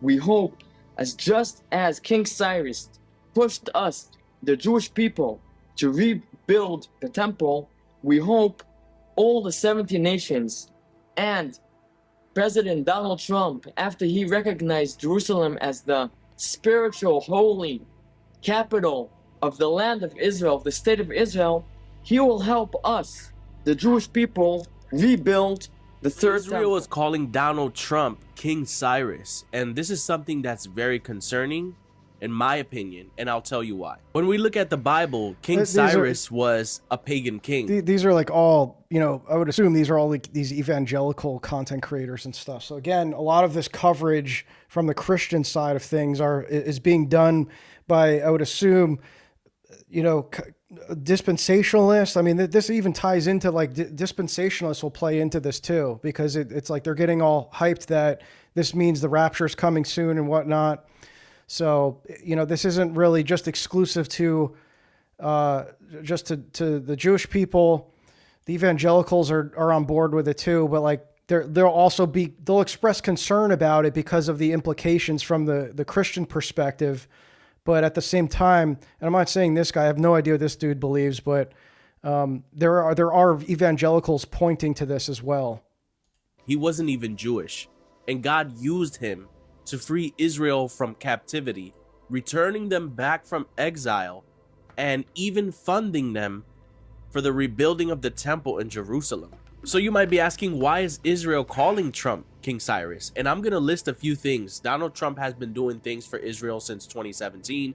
Some of these things you're going to have to do research on your own and dig deeper on your own. But in his first term, 2017 through 2020, he moved the U.S. Embassy to Jerusalem. He recognized Israeli sovereignty over the Golan Heights. He brokered historic Abraham Accords with 4 Arab nations and declared Israeli settlements legal. Many people from Israel, as well as the United States, are portraying so here you go. Here's President one. Trump. Bible News Prophecy. This is one of exactly the person I was just talking about. This is an evangelical dispensationalist who's awaiting the rapture. That's never going to happen. So they're almost like just as delusional as the Jews awaiting their false Messiah. These evangelicals are awaiting a rapture that they think is going to save them from the persecutions of the Antichrist. And they're in for a shock if they're around while that happens. As Cyrus, a modern day version of the king of Persia. Talk to us about that. Well, in the past, various Jewish and Protestant communities have stated that the U.S. President Donald Trump Jewish is and a Protestant, 21st century version. There you go. So they're just acknowledging the collaboration between Protestants and Jews in this whole messianic plan Of ancient Cyrus the Great of Persia. This week, Israel's communication minister, Dr. Shlomo Karl, likened Trump to Cyrus. He said, Trump is the Cyrus of our time, and even more than that. While Cyrus permitted the Jews to return to the land of Israel, Trump not only allowed the Jewish people to act per their understanding, and not only provided Israel the weapons it needed, but he actively participated in the subterfuge preceding the attack and the attack itself. And in Trump's first term, Rabbi Tully Weitz publicly compared Trump to the king. And in 2018, the Sanhedrin and Temple Education Center even minted a silver coin depicting Trump's image, superimposed of that of Cyrus, who enabled the construction of the second temple back in 538. And back in 2019, Prime Minister of Israel, Netanyahu, compared Trump to Cyrus the Great. But like the first non-Jewish Messiah, Cyrus, who was chosen to assist the Jews in reestablishing themselves in the land of Israel after their 70-year exile in Babylon, the current non-Jewish Messiah was chosen to be of service to the Jewish people and the Jewish Messiah. President Trump's right ear was grazed in a symbolic gesture of Exodus 21:6, where the Torah states that a servant who wants to remain with his master needs to have his right ear pierced. Trump was designated as God's servant and anointed one, just like Cyrus the Great almost 2,400 years ago. We have clarified in several videos that the absolute deadline for the redemption is by the end of the Jewish year 5787, which corresponds to October 2nd, 2027, 1,167 days from today. Thus, the redemption will surely occur during Donald Trump's tenure. And I have good reason to believe Donald Trump was chosen to be the one to redeem the sins of Esau through offering his assistance in rebuilding the Holy Temple on the Temple Mount and establishing the Jewish kingdom over all of mankind in Jerusalem. There's been reports about these billboards, but I wanted to see one for myself as I've been accused of using AI, which is crazy. But these are actually all over Israel at the moment. I mean, to be fair, it's pretty shocking to see that if you understand the reference, like the fact that that's plastered all over Israel, this image of Trump saying that Cyrus the Great is alive. So I understand why people are thinking that's AI. That gets more into how AI is going to play a major role in all of this, but that's for another stream. In the Bible, King Cyrus was a Gentile, a Persian king that God called his anointed. He was used to free the Jews and rebuild the second temple in Jerusalem, and that's why many see Donald as a Cyrus figure, which is a leader raised up to defend Israel and realign nations for prophecy to unfold. I said it. I wrote it in 2016. Donald Trump will be the modern day Cyrus, and now his face is Cyrus the Great all over Jerusalem. And a lot of these evangelicals are obsessed with proving that their predictions were right. Almost like they're prophet. Like, see, I'm a prophet. Like, you should be listening to me because I called this. And you got the president of Israel, who's not the same as the prime minister, introducing Donald Trump, saying he is the modern day Cyrus. And it's Cyrus. So Cyrus was. I just remembered something that may be worth noting here. And they're not going to say this, but Kabbalah actually has a doctrine about reincarnation. They believe that these messiahs could be reincarnated. So you saw this in the 17th century with Sabbatai Zevi after he died, or he was killed rather by the Muslims after he converted. They believed that he was reincarnated in the form of Jacob Frank, who came after him. He was the continuation of the Sabbatean movement was Jacob Frank. This gets into the Frankists, but they actually, the Kabbalists perceived him to be the reincarnated soul of Sabbatai Zevi. So I won't get into all the semantics about the details about the belief surrounding the reincarnation in Kabbalah, but just know that it's there, something to take note of. So I would imagine when they're talking about Cyrus, like as being Trump. I mean, they're probably even thinking that it's the soul of Cyrus the Great incarnated in Trump. The ancient Persian king who defeated the Babylonians, allowing the Jews to be freed from captivity. Yeah, I believe that was I believe that's how he was killed. So Sabbatai Zevi converted to Islam under the sword. He was a forced conversion. That's what ended that messianic movement. Was once he converted to Islam, it like sent the whole Jewish world into a state of chaos. Like they were all disillusioned after that happened because they were so convinced he was the Messiah. And yeah, he put on the turban, he converted, and I believe they just killed him anyway. I don't remember how long after that conversion, but I believe that he was executed by the Muslims. Captivity and go home to build the second Jewish temple. Right. Now this is in Isaiah 45, and then of course you have a lot of people who say, 45. 45th, yes. Yeah, 45th yes. president. And what's interesting about it is this coin has Trump next to Cyrus, and on it says, and he charged me to build him a house in Jerusalem. And on the back, you ask, what house may we be talking about? And then when you look at the back of it, is the third temple. Exactly. Yes. And the third temple, for those of you who don't know, is this guy Donnie Darkened, by the way.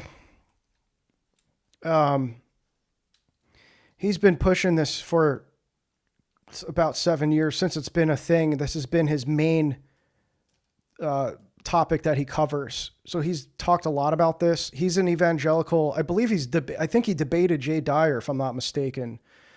And he's a Protestant, so I believe he's a dispensationalist. He's always complaining about anti-Semitism and stuff. So he's pretty deluded too. He's just been like hyper fixated on this for the past 7 years. And I believe, if I'm not mistaken, he actually thinks so his narrative doesn't even align totally with the Jewish rabbis are saying, because he actually thinks Trump is the Antichrist. He unironically thinks Trump is the actual Antichrist. So this guy is pretty deluded. I would not listen to him. We used to be mutuals.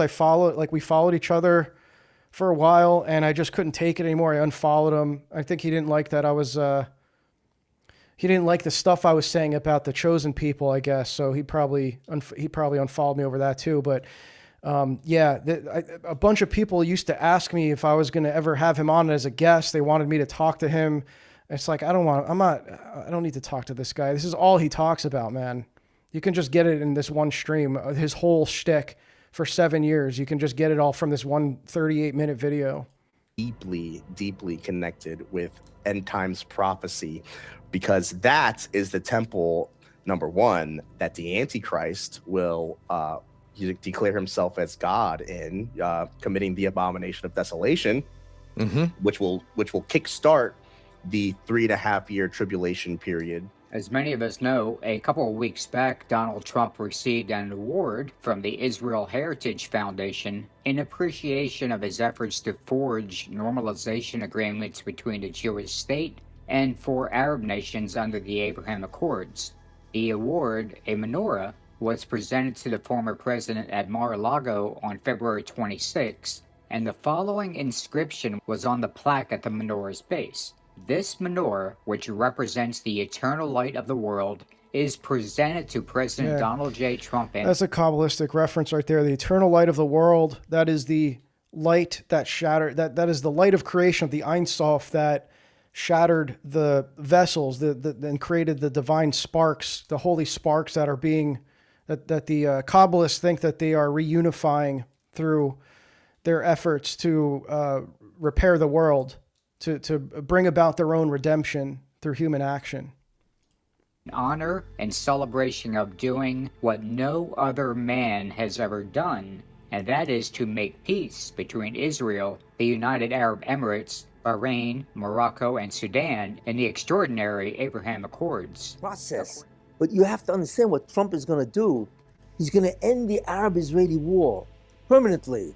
Not only that, he's going to bring Saudi Arabia together with Israel. And once Saudi Arabia, which is And interestingly, you know, what was this whole thing over, presumably? What is Trump doing right now? It's this whole ceasefire deal. I mean, this is one of, I think, a handful at this point. Who knows if that actually stays intact? I don't think it will, but he's making all these efforts, at least, to resolve the conflict in the Middle East. The main concept of Islam, that's the end of the Arab problem, because then all the Arab nations will join because they all want to be protected by Trump, because this is all part of the plan of God to assist. Trust and the plan. Therefore, in the end, to assist Mashiach ben Yosef. And in the end, what we're going to see is unbelievable. The prophecy. Watch this. To tell you, I've seen a lot of American presidents. Seen them all. In the time that I've been here, and I've been here quite a lot of time. I've never seen anyone. Why is he always yelling? Move the world so quickly, so decisively, so resolutely as our friend President Donald J. Trump. We didn't kill Charlie Kirk. Stop saying we killed Charlie Kirk. It's anti-Semitic. It's propaganda. It's a pretty bad Netanyahu, but remember how he was doing that for like 3 days straight after Kirk was assassinated? I swear we didn't do it. Stop blaming Israel. We loved Charlie Kirk. The tribulation period, as you understand it, is a 7-year period according to biblical truth. Most do see it divided into 2 segments. Is the first half different than the second half? It is. One of the things I always like to point out, too, is a lot of people... Here's the dispensationalist slop. People think the rapture starts the 7-year tribulation. The 7-year tribulation starts, Daniel 9:27 tells us, when the Antichrist makes a treaty with Israel. So, you know, the rapture could happen today, and the tribulation could start next week, next month, maybe a year or 2 from then. It's always immediate with these people. It's always like, it's going to happen in my lifetime. They always think it's going to happen like very soon because they're tied into this whole narrative too, this hastening of the end of the age. They're kind of running parallel with the Kabbalists in their thinking that they can, you know, bring about these conditions. This is why all these evangelicals throughout history have been obsessed with predicting the end times, or the rapture, or the return, you know, the return of Christ, the coming of the Antichrist. They're all obsessed with these end times prophecies because that's their way of hastening the end of the age, of getting people like putting the apocalypse at the front of their mind, thinking that this event is going to happen very soon. And that's not to say that it won't, but we're not, as Orthodox Christians, we don't have to have any concern over this. Like whatever happens, right? Because like the kingdom of God is within us. It's already here, and Christ already won. So we just have to endure in the faith, right? So it's like, we don't need to, it doesn't matter to us when this happens. Now we're going to get, after this is done, when we're through with this, I'm going to read some of the prophecies of Elder Paisios, of Saint Paisios, regarding Zionism and the age of Antichrist. So that maybe will bring some Orthodox context to this. Be a gap of time that will allow for some further preparation. But at some point in time, this Antichrist figure is going to come on the scene and make a treaty, the Bible says, with Israel. And that's going to trigger this 7-year period of time. But it's divided in Daniel 9:27 into 2 halves. There's a first half and a second half to it. The first half of that period of time, Israel's going to enjoy peace. And I think at the beginning of the tribulation, there's going to be a time of worldwide peace. It says in... Yeah, but these retards think that Israel is the Antichrist nation state of Israel in Palestine. So everything, anytime they mention Israel, they're talking about the Zionist state. Thessalonians, while men are saying peace and safety, then sudden destruction is going to come on them. So the world is going to finally get its desire of having some peace and prosperity. Yeah. But at the midpoint of that tribulation period, there's going to be some events that happen that trigger the Antichrist, and is going to take the world over. And so that second half of the tribulation period, that last 3.5 years, he's going to dominate the world and rule the world. And it's going to be a reign of terror that's going to come. You're so enlightened, bro. How do you know all that? You just got that from reading the Bible. I just read Revelations, literally. It was revealed to me. I had my own revelation of the end times.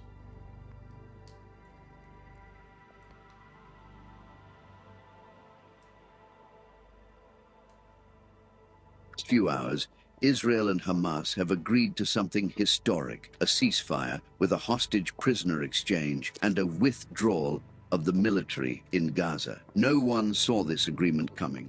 In case you don't remember, last July, the Israel Heritage Foundation presented Trump with the Crown of Jerusalem Award, which was a silver Torah crown contained in a glass box. An inscription quoted Psalm 136:1. Dude, Trump has so many Jewish awards that he was received like this that he could probably start a museum. Put it next to the gold pager. He's got so many of these trophies. He's got a big gold coin, multiple menorahs, a big Torah crown, the gold pager. How many awards does he have from the Jewish people? Extraordinary and heroic efforts to help the state of Israel and the Jewish people. Once again, we see that many Jews continue to view Trump as the man who will finally bring peace to the Middle East.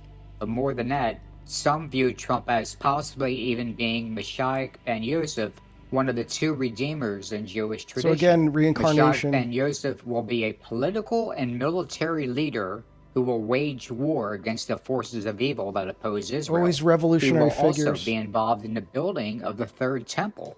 More and more, there are those who are looking at Donald Trump as the one who will... Oh, you don't know about the gold pager? Oh, it's real. I'll show you the gold pager. Yeah, one sec. Oh yeah, that's a real thing. Here, let me, I'll pull it up on X.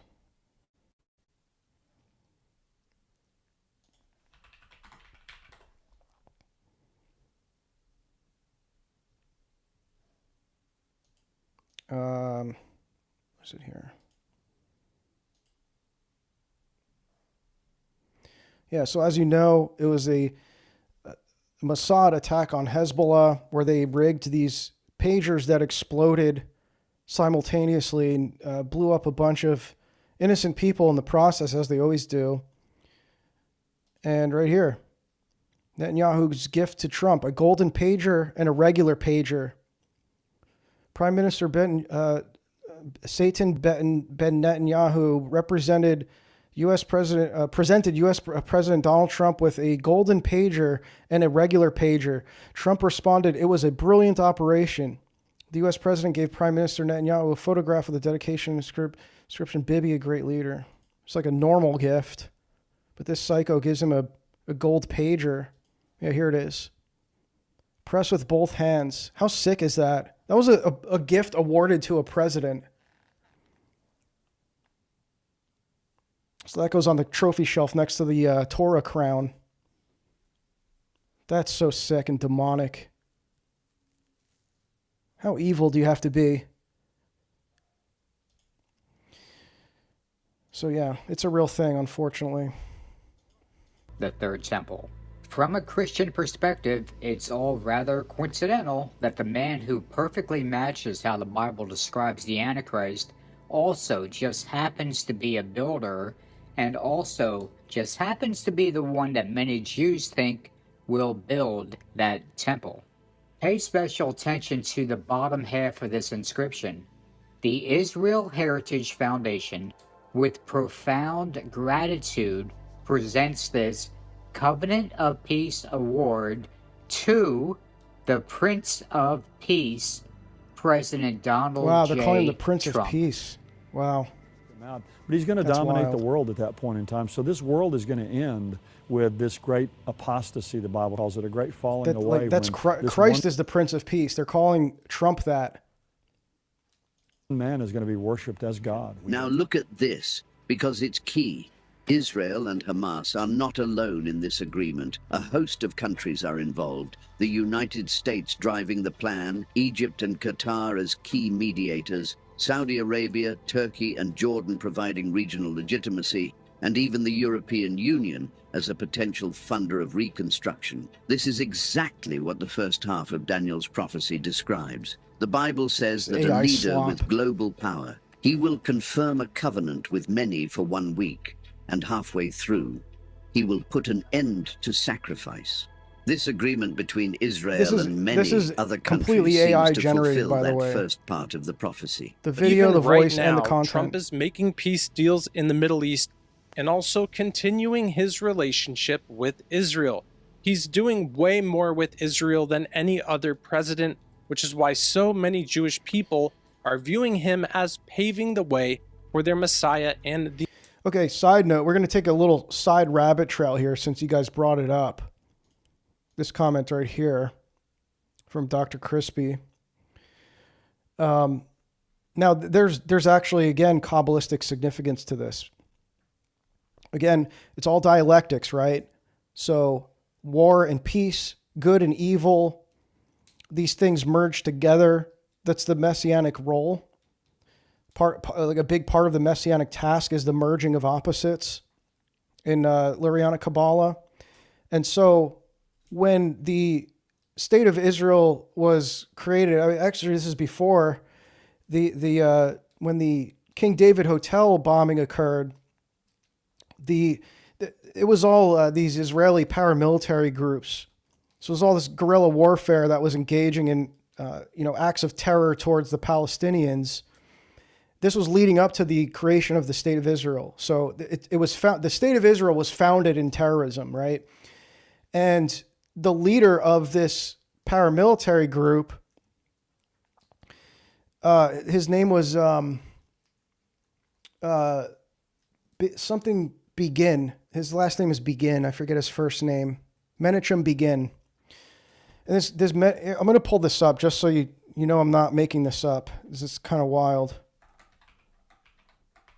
Menachem Begin.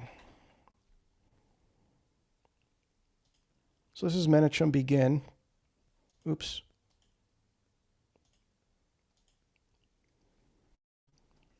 Let me take a look at this character here. Okay, it says right here, here's a Wikipedia. Before the creation of the state of Israel, who's the leader of the Zionist militant group Irgun, the revisionist breakaway from the larger Jewish paramilitary group Haganah. And so he led this revolt.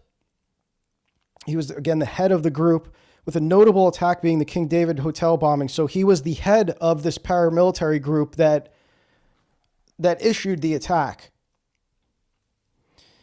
This guy ended up becoming the prime minister of Israel, I think in the 70s.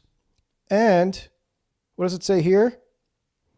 Significant achievement as a prime minister was the signing of a peace treaty with Egypt, for which he and Anwar Sadat shared the Nobel Peace Prize. So, again, just literally, this guy led a paramilitary terrorist attack, one of the most significant terrorist attacks in the creation of Israel, the bombing of the King David Hotel. I think there's like 60 to 90 people or something killed in that. And he goes on to sign a peace treaty with Egypt and is awarded a Nobel Peace Prize. So there's the merging of opposites right there. So this is like another, messianic task. Like this idea of catastrophe involving the ushering in of the Messianic kingdom is very prominent. It's very important. All these Kabbalistic rabbis talk about it.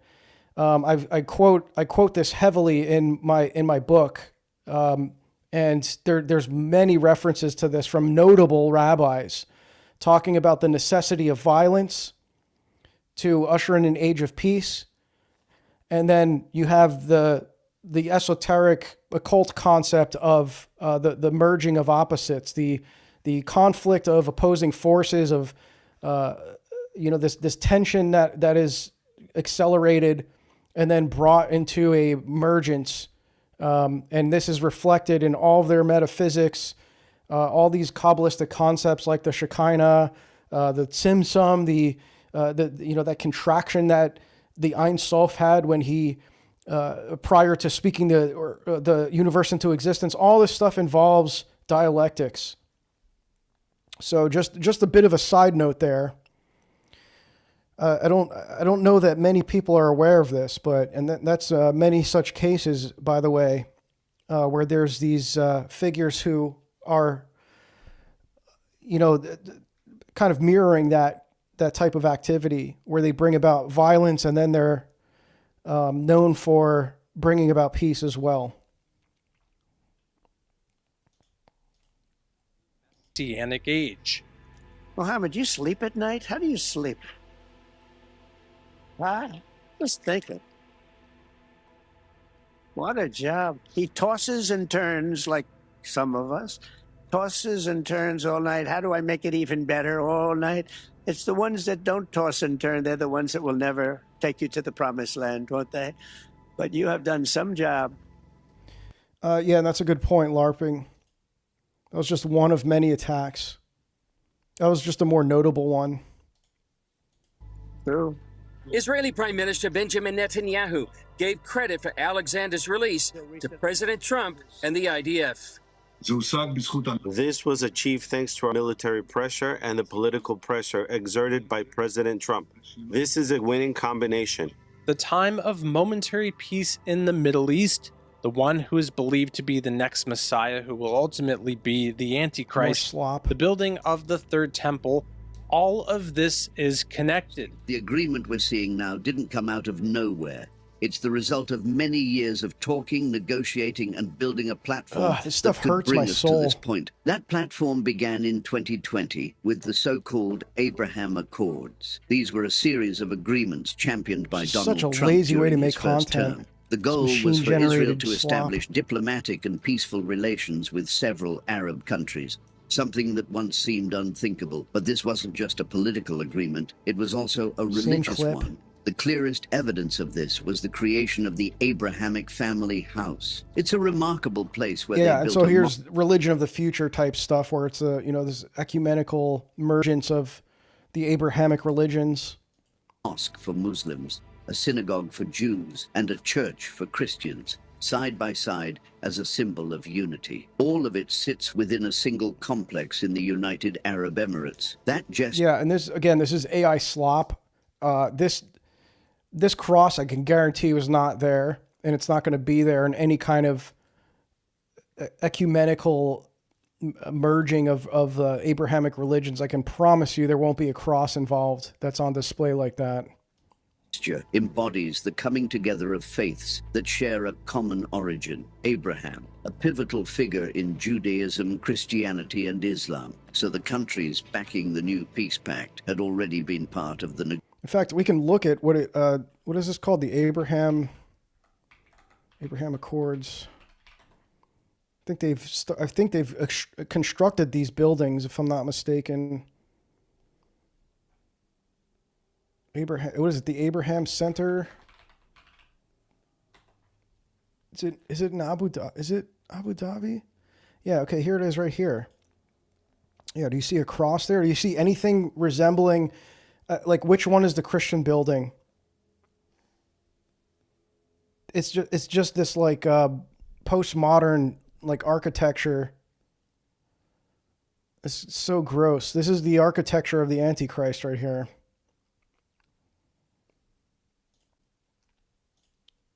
Now let's get back to this negotiations that produce these agreements. Now in 2025, this is where it gets really heavy.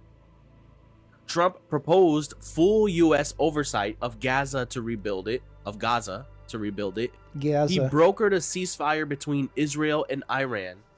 And on October 8th, a peace plan with Hamas was signed, freeing hostages and pulling Israeli troops out of Gaza. This was just recent. And finally, Trump helped lead a global summit in Egypt, producing the Trump Declaration for Enduring Peace and Prosperity, signed by nearly 30 nations to support long-term peace and demilitarization in Gaza. And on October the 14th, he declared that Hamas must disarm.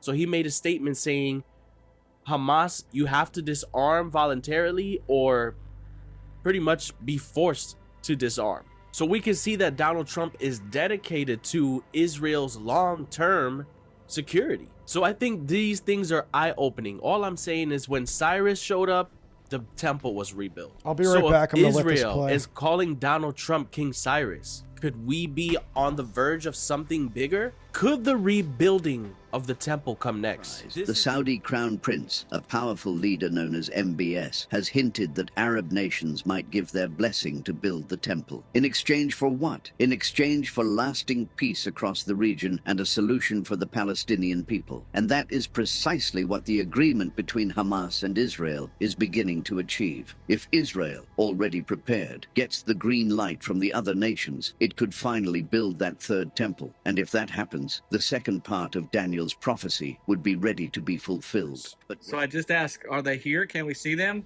That starts going up, the curtains open. There's the red heifer. Wow, they're alive and well again in Israel, and they're beautiful. All the time I get emails, I get phone calls, I get letters from people. The red heifer, the red heifer, the red heifer. Well, I am in Israel, in Shiloh. There are the red heifers. So this one qualifies as to be the first sacrifice of the rebuilt temple. Yes, for about a year now.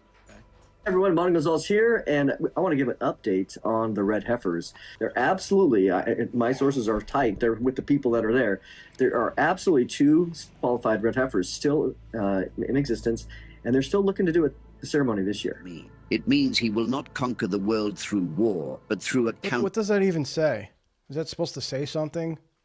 I hate this stuff. Counterfeit peace. He will sell the world on peace and security, and the nations, desperate to end their conflicts, will accept him as a savior. That is why, when world leaders start talking about everlasting peace or historic agreements in the Middle East, the prophecy alarms start flashing. Not because peace is bad, but because the Bible warns that a global false peace will be the sign that precedes the unveiling of this deceiver and the final destruction. And this is where it all ties together in a chilling way with Donald Trump. Armageddon, that word's only used one time in the Bible. It's in Revelation chapter 16, verse 16, yet it's probably the one word that people know about the end times more than any other. Armageddon. But it's actually a literal place. In Hebrew, the word har means a hill or a mountain, and so it's really Mount Megiddo. And if anyone's ever been to Israel, they know that site there of Megiddo that overlooks the Jezreel Valley, or the Valley of Megiddo. 20 miles long, 14 miles wide. Napoleon called it the world's most perfect. Is that what that sign said? What language was that? Peace and security? Am I just retarded and I wasn't was that in English and I just wasn't reading it correctly? It just looked like machine-generated nonsense, but I guess I didn't catch what that meant.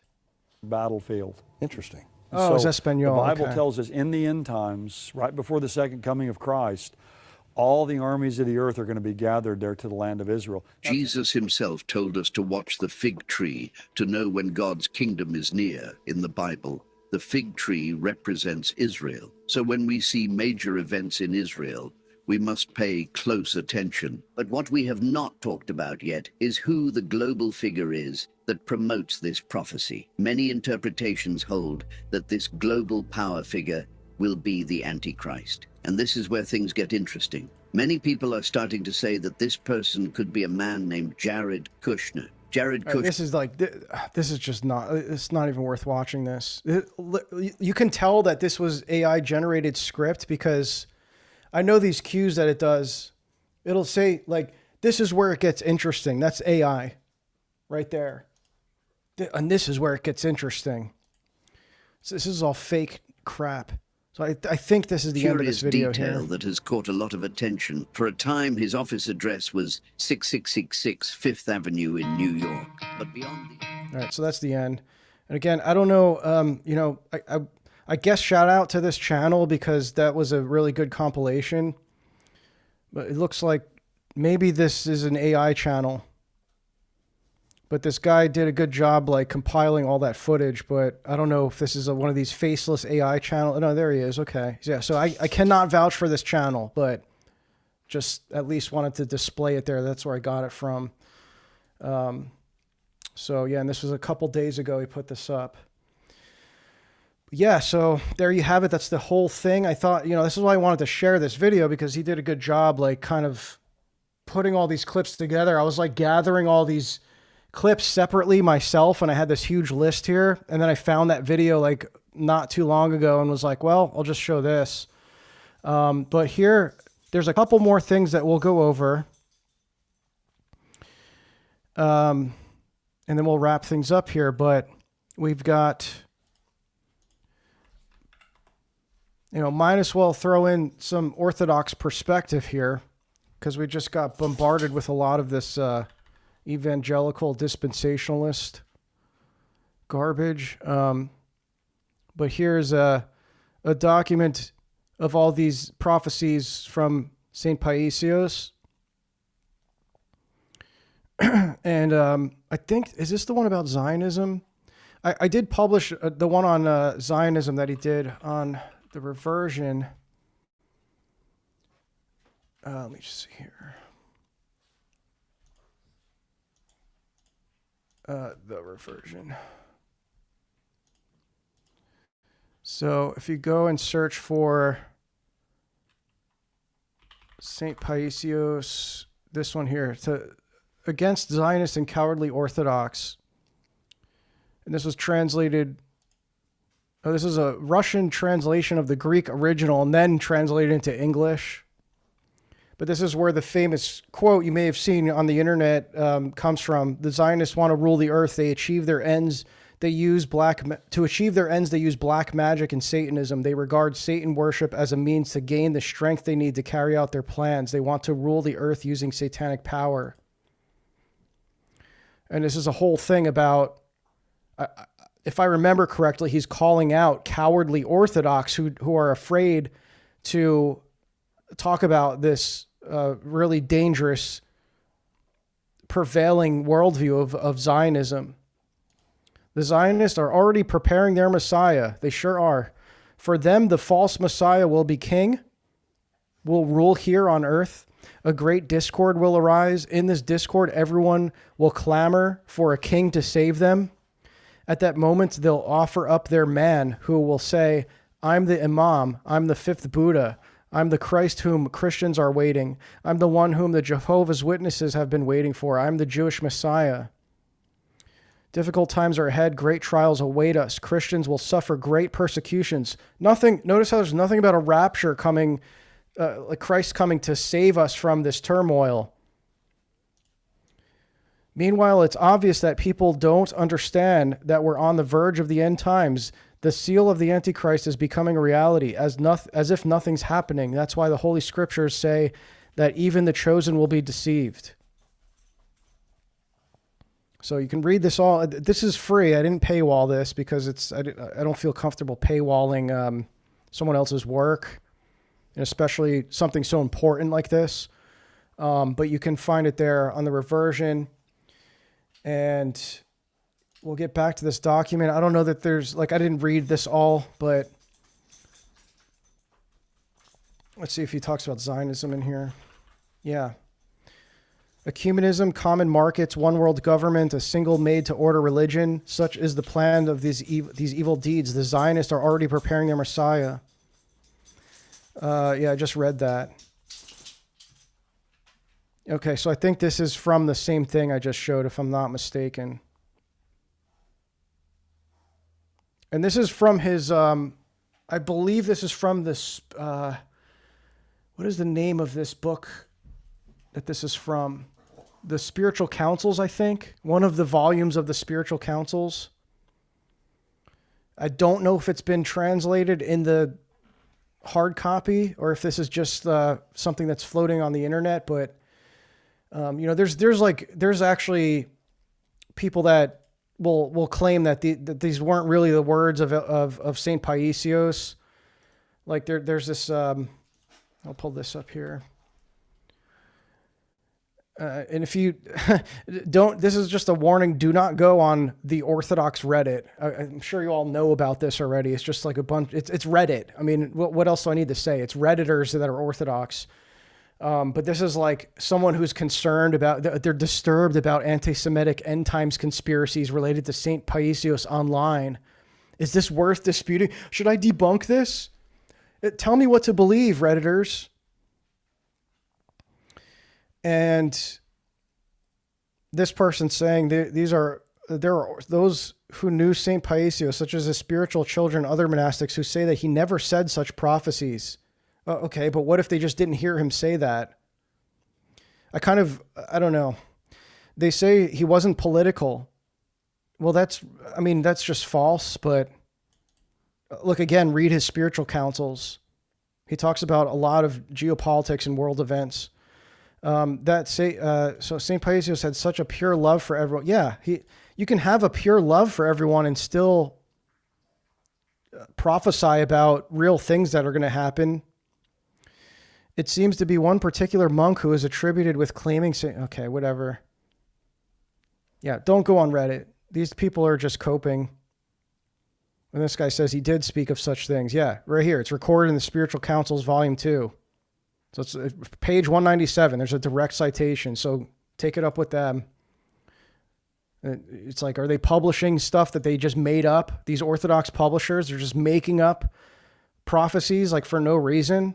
What would be the point of that? It's just so stupid.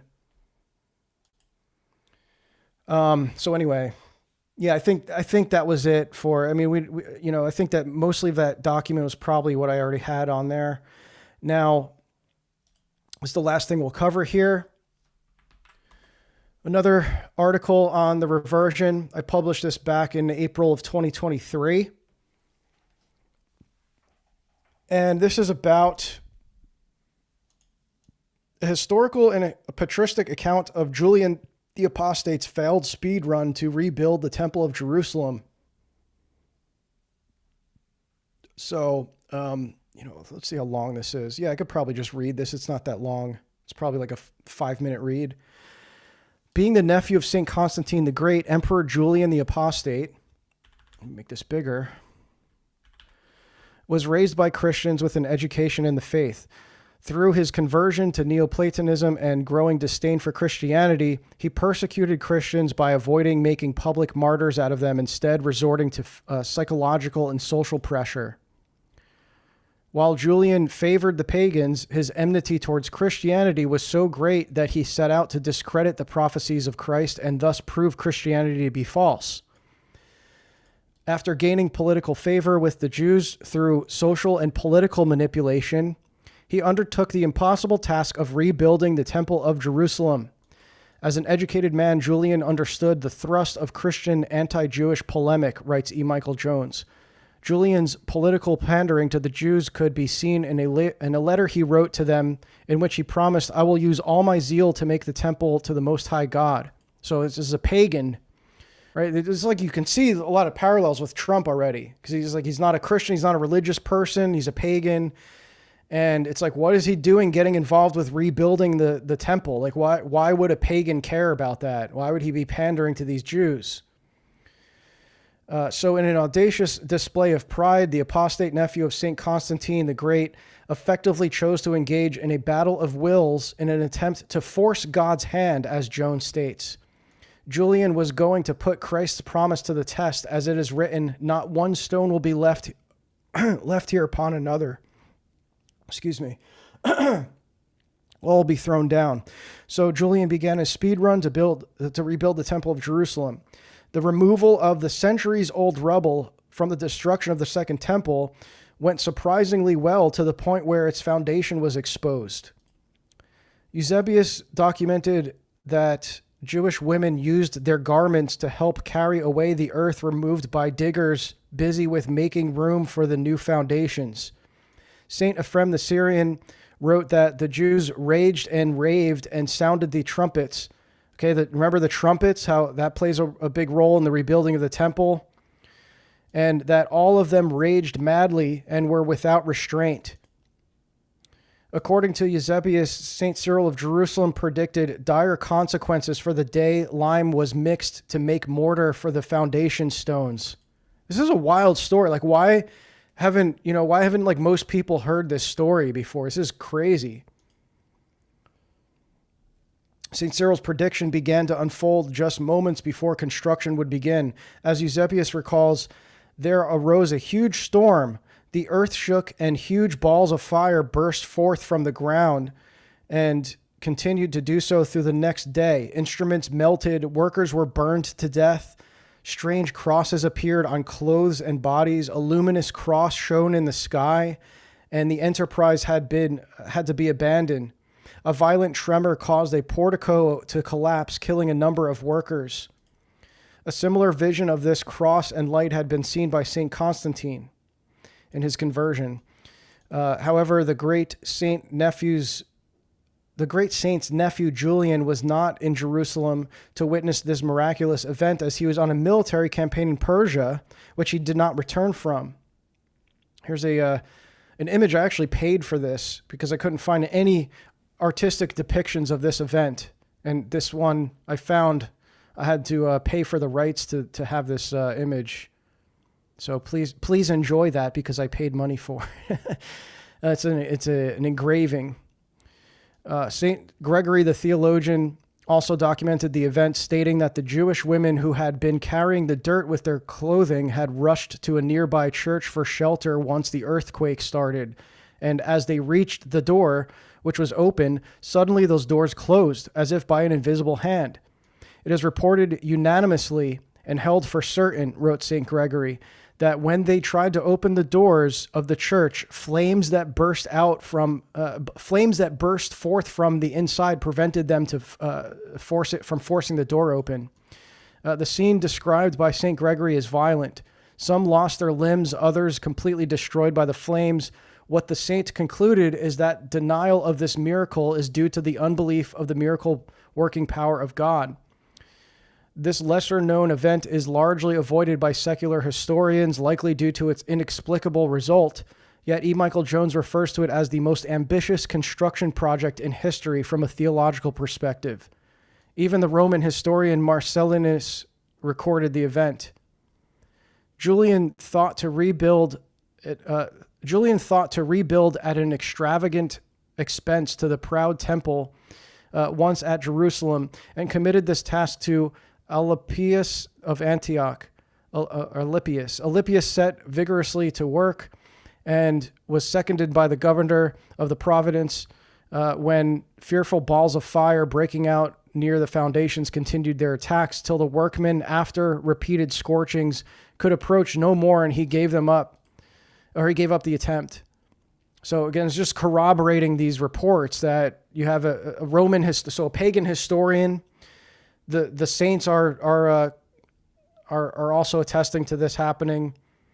Although the historical accounts from both pagan and Christian sources documented the event in varying details, the most consistent report is that the construction came to a halt due to a fire and earthquake at the very least. So you have the only conflicting reports were, did the fireballs emerge from the ground or from the sky, not if there were fireballs or not. St. John Chrysostom comments, even today, if you go into Jerusalem, you will see the bare foundation. If you ask why, and this was, obviously 4th century, or what was he, 5th century? No, I'm sorry, 4th. If you ask why this is so, you will hear no explanation other than the one I gave. We are all witnesses to this, for it happened not long ago, but in our own time. This great miracle was followed by another act of God, which is seen in the death of Julian, who was killed by the thrust of a spear during his military campaign in Persia. Even during this campaign, Julian had been giving strict orders to the construction of the temple in Jerusalem, which he considered to be of great importance. According to Orthodox tradition, it was the Roman soldier Saint Mercurius, martyred a century prior, who thrusted the spear into Julian's side. St. Basil the Great, an old schoolmate of Julian, prayed to St. Macarius to help him and had a vision where he saw Christ in heaven telling St. Macarius to go and strike the enemy of those who believe in me. The holy martyr left immediately, and returning after some time, he told his divine master, "Thy orders are accomplished. Julian is exterminated." And here's an icon of it. Wild. And maybe, is that Okay, so that's St. Macarius, and there's St. Basil the Great in the background there.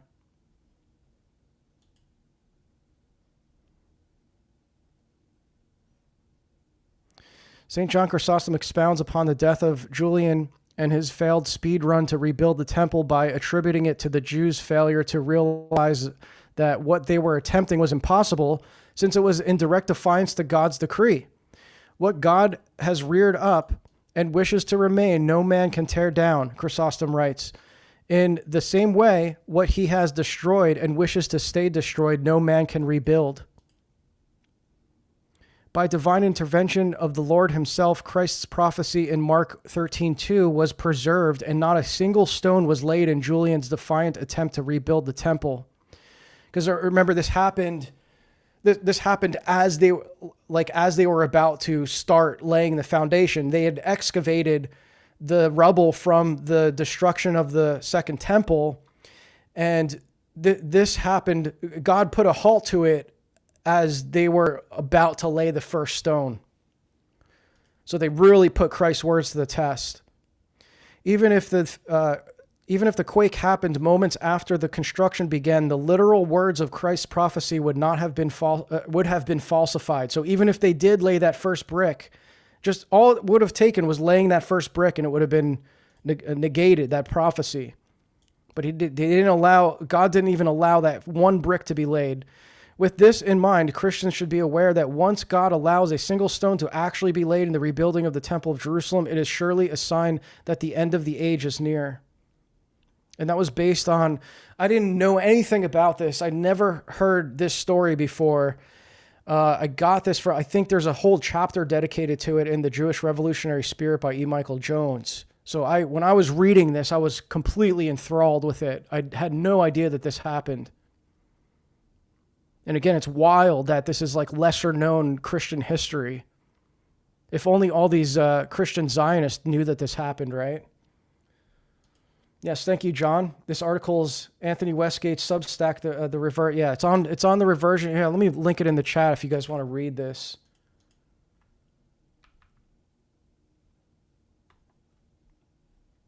You can find it there. So, yeah, I wrote this back in 2023. And anytime that these kind of discussions come up, I reference people to this because I did a lot of work kind of like distilling. There's a lot more to this story, but I kind of tried to distill like the important events that occurred here. But there's a lot of accounts of this happening. Like it's undisputed. It's just like, yeah, secular historians don't want to talk about it because it's inexplainable how all these reports, pagan, Christian, they all collaborate together, and it's just a matter of like like how the miracle occurred and not if it did occur. So it's inexplainable from a materialistic aspect, like these secular historians, they don't know what to attribute this to, so they just largely ignore it.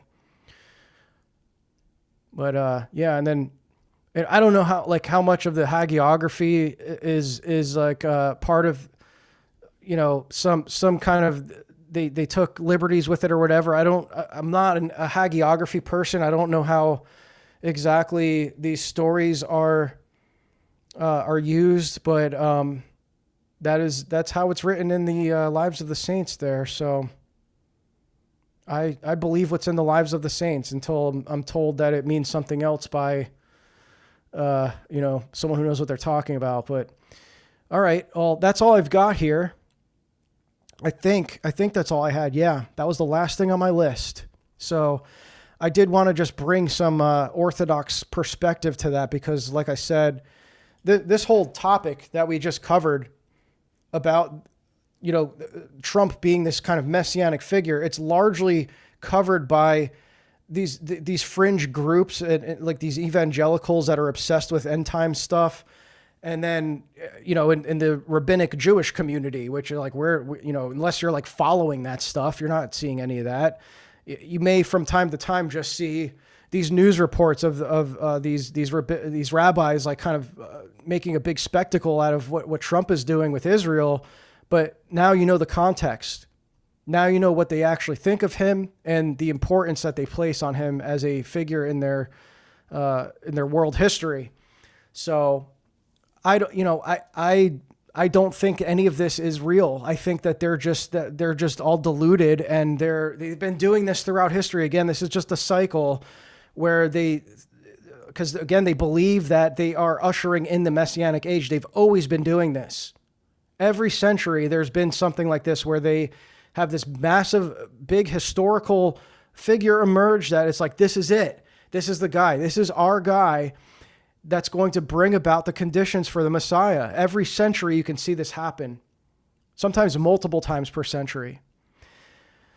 And again, there's that whole concept of the reincarnation. So it's like they think these are historic figures, previous messiahs that are reincarnating new bodies and, leading them into their freedom. So yeah, that, it's all just a deception. And then the evangelicals play right into it because they just believe the Jewish narrative and they go along with it. And they're like, they're just on the other side of it. And they're saying, oh yeah, this is it. They're ushering in the Antichrist. Like, it's like, okay, maybe like, and I'm sure a lot of this, like the point here that I'm trying to make is like, this probably will be how it plays out, but it doesn't mean it's this event.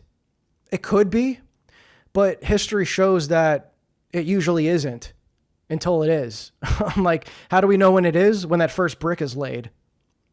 So anything up until then is just completely, it's like, well, here they go again, So there's not really much point in us like really putting a lot of focus on this, but I hope that this was helpful to like contextualize what all this messianic craze is about. So, all right, that's all I've got. So yeah, thank you for all the support, everyone who donated. You can go check out, like I said, my content hub is over on Substack. That's where you could access the entire archive of my work for the past going on 4 years, I believe. And if you get behind the paywall there, you'll gain membership to our book club. I'm releasing I have the list. I have the reading list for next year. It's going to be posted soon. So stay tuned for that. Right now we're reading Father Arseny, which has been a fantastic read, a nice break from the usual stuff that we read. And yeah, you can look out for that. But if you wanted to get in early and gain access to all my work, you can get in over on Substack, $9 a month.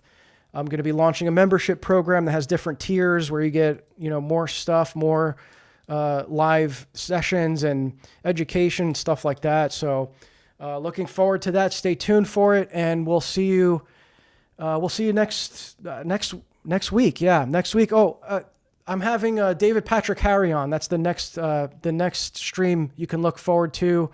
It'll be on Monday. I don't have a time set yet, but I'll be having David Patrick Harry on, and we're going to be discussing a lot of the stuff that we talked about here, but we're going to get into more depth. We'll be talking about his book about transhumanism that he just published. So I've got that coming in the mail. I'll have to give it a quick read through. And yeah, I'm looking forward to that. It's been long awaited. So stay tuned for that. It'll be on Monday. All right, guys. God bless you all. Take care. Have a fantastic weekend. Go to Divine Liturgy. Go to Vespers tomorrow evening and go to Liturgy on Sunday. So we'll see you hopefully on Monday. God bless. Good night.